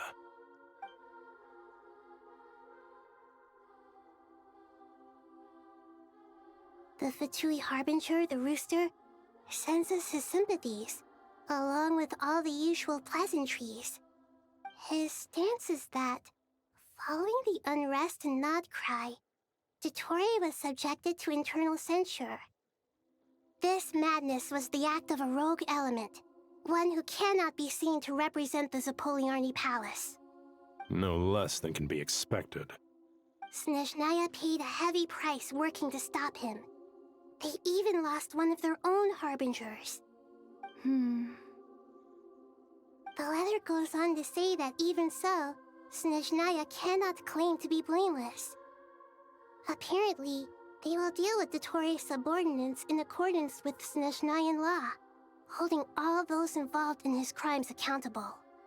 Additionally, they are supplying relief funds and supplies, which are already en route.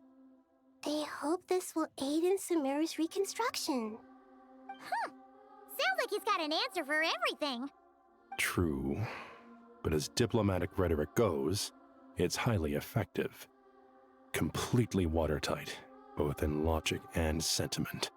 This disaster has had a profound impact on Sumeru. There is much that I will keep in my heart. The matter of Dottore can be seen as settled for now.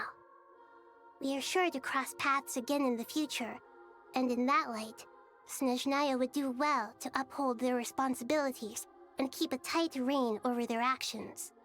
With Irminsul burned, the flow of fate now carries many more possibilities. I will be watching carefully. Perhaps we can move on to a less serious matter? Dendro Archon, will you eat with us once this matter is dealt with? Everyone wishes to celebrate together. Your presence would be most welcome. Of course! Junior Zod, Sino, and Hypatia all told me the same thing. If there isn't enough room for everyone, we can arrange back-to-back feasts. What a wonderful idea. That just leaves the question of what we should eat. Not more tomatoes, surely. More? Dendro Archon, what do you mean by more tomatoes? Those good friends of yours are always talking about tomatoes. Sometimes when I'm walking through the city, I can even hear them arguing in the fields. Since you see them so often, you must hear about tomatoes even more than I do. Tomatoes. Tomatoes. The word has a certain magic to it. Like the autumn fur of a sumpter beast swirling in the wind, sometimes flying up my nose. Tomatoes. What can we make with tomatoes? Wait, why tomatoes? Take your time, there's no need to rush. The Traveler, Paimon, and I still have somewhere we need to visit. You'll have plenty of time to think it over before I return. Does this mean you're going to Natlan? Meeting them there in person. It will require a long journey. I know. But this is necessary. I must go myself. Traveler, Paimon, we'll set off as soon as you're ready. Is that all right? Sure. We'll be ready whenever you are. You'll hear no objections from Paimon. We should grab some snacks along the way, though. It'll be just like going on a long... Wonderful.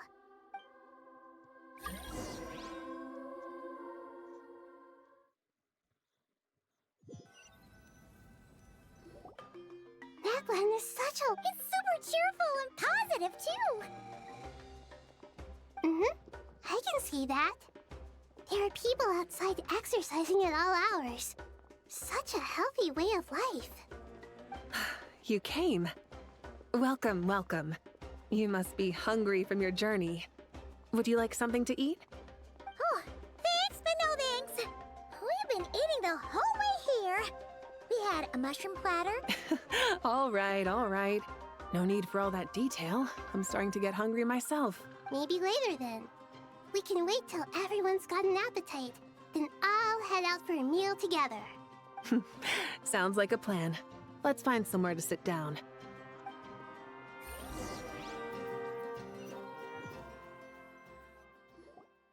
I should tell you, I already have some sense of why you've come. Why's that, Malika? To say thank you. Your senses are spot on. But on top of that, we also feel guilty. Because the pyronosis has vanished? I sensed its loss. Despite scouring through the remnants of Irminsul, we couldn't find any sign of the pyronosis. Not even any trace of it burning to ash. That's certainly unusual. Still, the potential fallout from Irminsul's loss is significant, to say the least. Perhaps the pyronosis's disappearance is simply a knock-on effect of the impact it's had on a certain strand of fate. There's no need to feel guilty. We were clear that this time, there was to be no returning, only giving. Pure and simple. Thank you really is a fascinating phrase. We use it to express gratitude for the smallest of things. Yet, when faced with a kindness too immense to describe, we use exactly the same words. It's not that we lack other means of expression. It's that when we truly need to express our feelings, the simplest and purest words are always the most powerful. You're right. In Natlan, we prefer simple expressions too. Companionship, friendship, support. They might not sound fancy, but the sentiment behind them is sincere. That's wonderful to hear. Sincere feelings are often a vehicle for the deepest wisdom of all. Irminsul's destruction doesn't seem to have done you much harm. I'm glad to see you're doing well. There's still a lot of work to do, but before we begin, we felt it was important to come here and speak with you. Partly to express our gratitude, but also because we felt that seeing you, in a sense, is like basking in warm sunlight. That's a nice way of putting it. I like that. To tell you the truth, though, I'm not a fan of somber meetings. So, since there's nothing more to say, why don't we go bask in some actual sunlight? The weather's beautiful today. What a great idea! Paimon's gonna lie back and soak up some rays.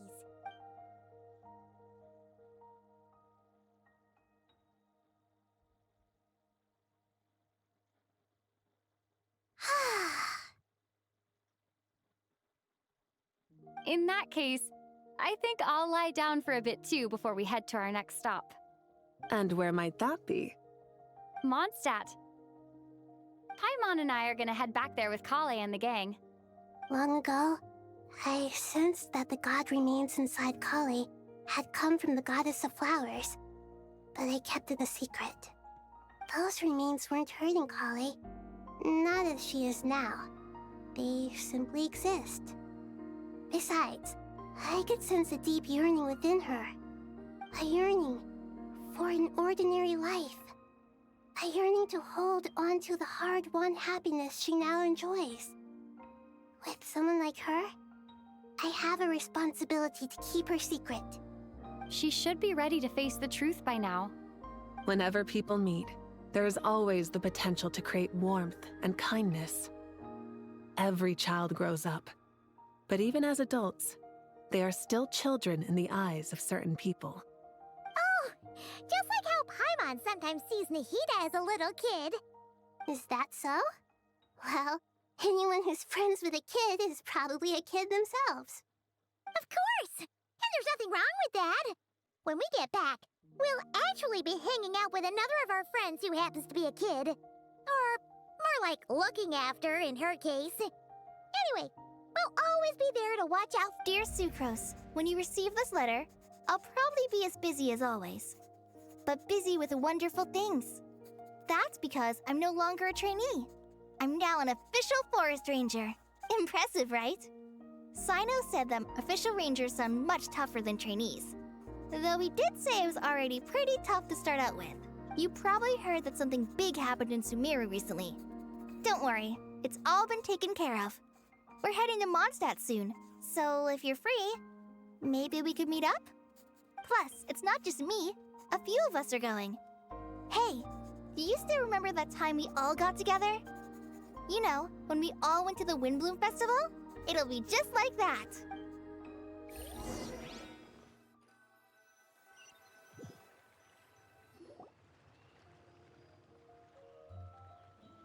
Dainari, is that... Don't you say it! Is that the great Vayu-Vyastra? Behold, the great Vayu-Vyastra, General Mahamatra. How times have changed. I wasn't expecting you to beat me to the punchline. You've changed. You've really upped the aggression in your battle against Sino's jokes. Kale, how did you know what I was going to say? For the love of...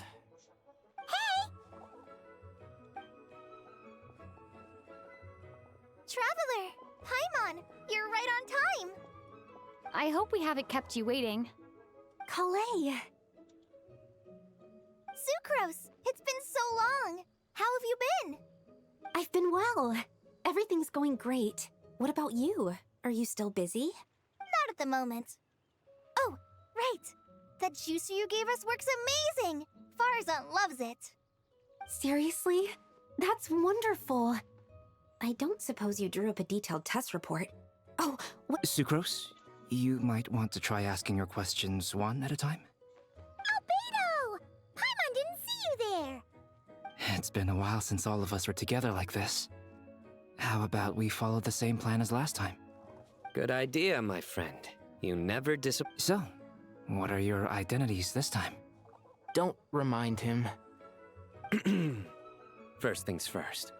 Allow me to introduce our very own official Forest Ranger Kale. The rest of us are simply her humble travel companions. This sounds like one of those mushy stories that gets people hooked on some corny, heartwarming premise. Oh, is our story not heartwarming? If I recall correctly, there was even a scene like this in King of Invocations. Besides being heartwarming, our story's also about tough, impressive-sounding job titles. At least that's what I think.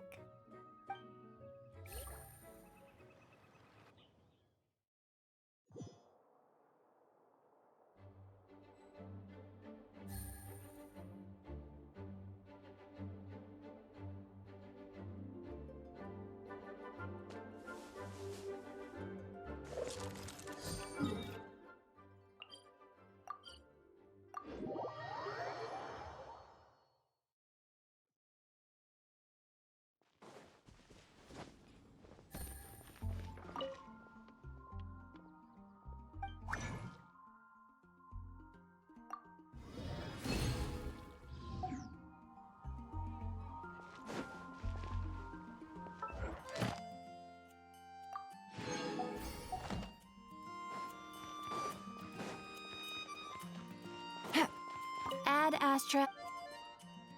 Thank you for completing today. Ad Astra.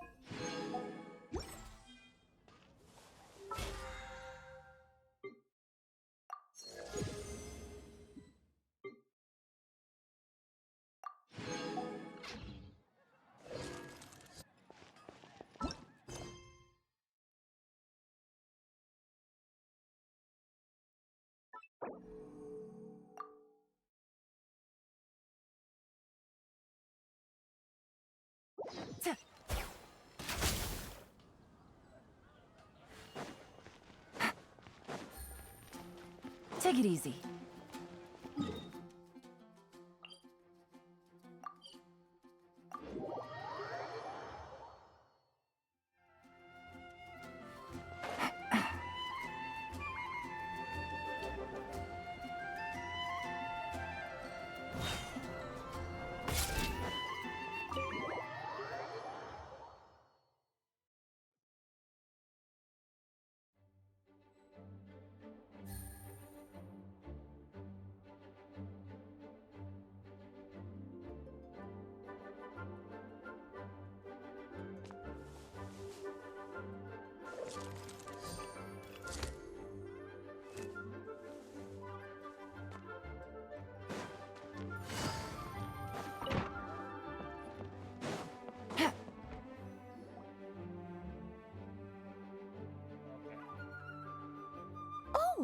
You're here already?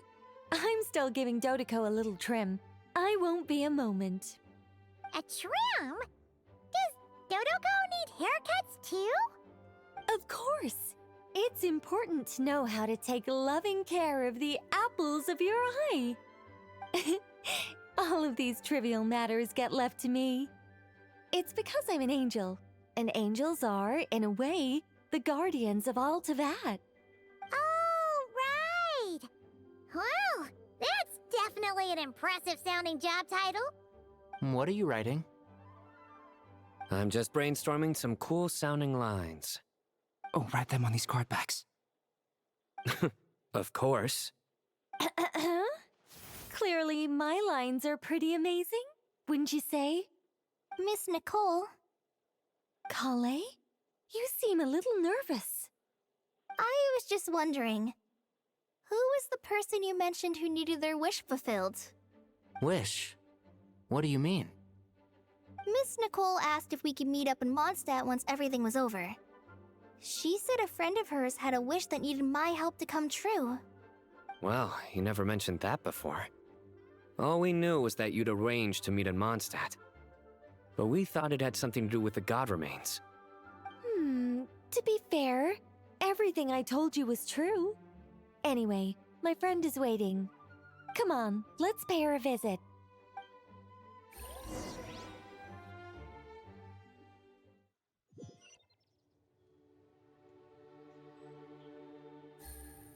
Okay.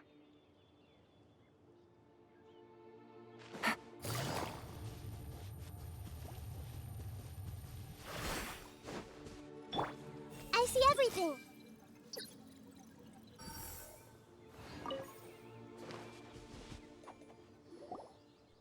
Huh? You're... Surprised? I bet you weren't expecting to meet a woman like me beneath this beautiful tree in a faraway land. An oasis will spring from the place where a Djinn resides.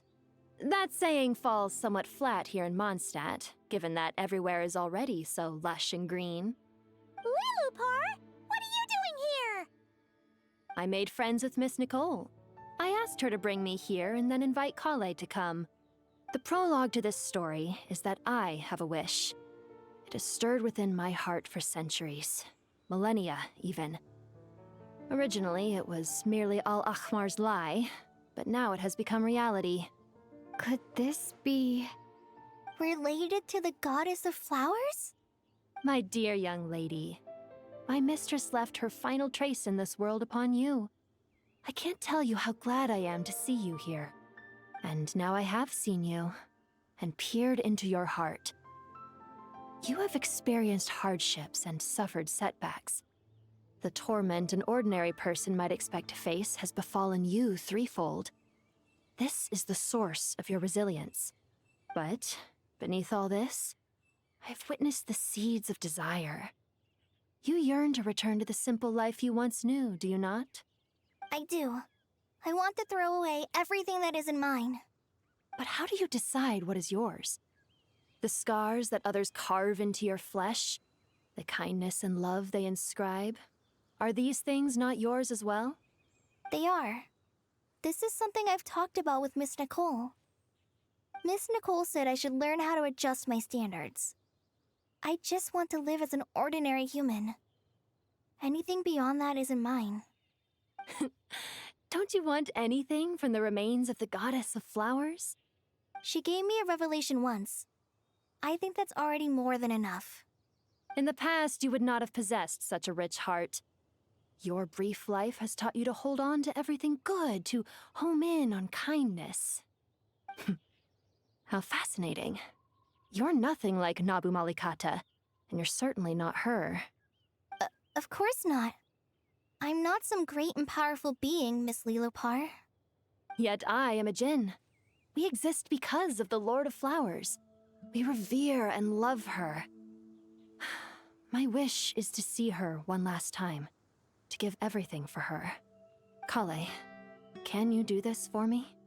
But her remains won't be easy to remove. Are you sure this is what you want? That's beside the point. First, I need to know. Are you willing to do something for the soul of this lonely, wandering woman? I'm willing. But look, you know nothing about me. Even if you have heard the stories about me, all you would know is that I was rightly punished for the many evil deeds I committed. Ah, so you do know. Your lips are quivering, your eyes trembling, and still you're willing to do something for me. Life has been cruel to you, and yet you've learned to be kind. My dear young lady, to repay your kindness, I too must play my part. Are you sure about this, Lilupar? I yearn to see my mistress. For this moment, the world can burn to ashes, the universe be engulfed in flame. I care about nothing else. And you, Kale, I can give you a gift. You'll become just another ordinary human. But Miss Lilupar, what will happen to you? My wish will be fulfilled, and I can die happy. Why would you wish for that? A long, unending life might seem desirable for one who has never possessed it, yet it brings torment to one who has. My remains are scattered across the yellow sands, but my soul can find no peace. Since you've promised to grant my wish, give me that release. Allow the dying to die, and let the dead rest in peace. You have my thanks. Kale, there's no pressure on you. What she said, it's all true. A wish is a genuine desire, after all. It's as if you want to use the last of your life to give me a better future. Nothing so selfless. We'll be using our futures to fulfill each other's wishes.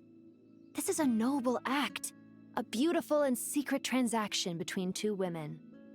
I understand. Miss Lilupar, I'm ready. Close your eyes, Kale. Then open your soul. From there, I will embrace my mistress. The downpour of flowers is your touch. Like returning to the very beginning. Like surrendering to your grace, my mistress. People say that devotion is beautiful, yet filled with pain. How foolish of them. For me, devotion is beautiful, pure and painless. Devotion is my love. Thank you.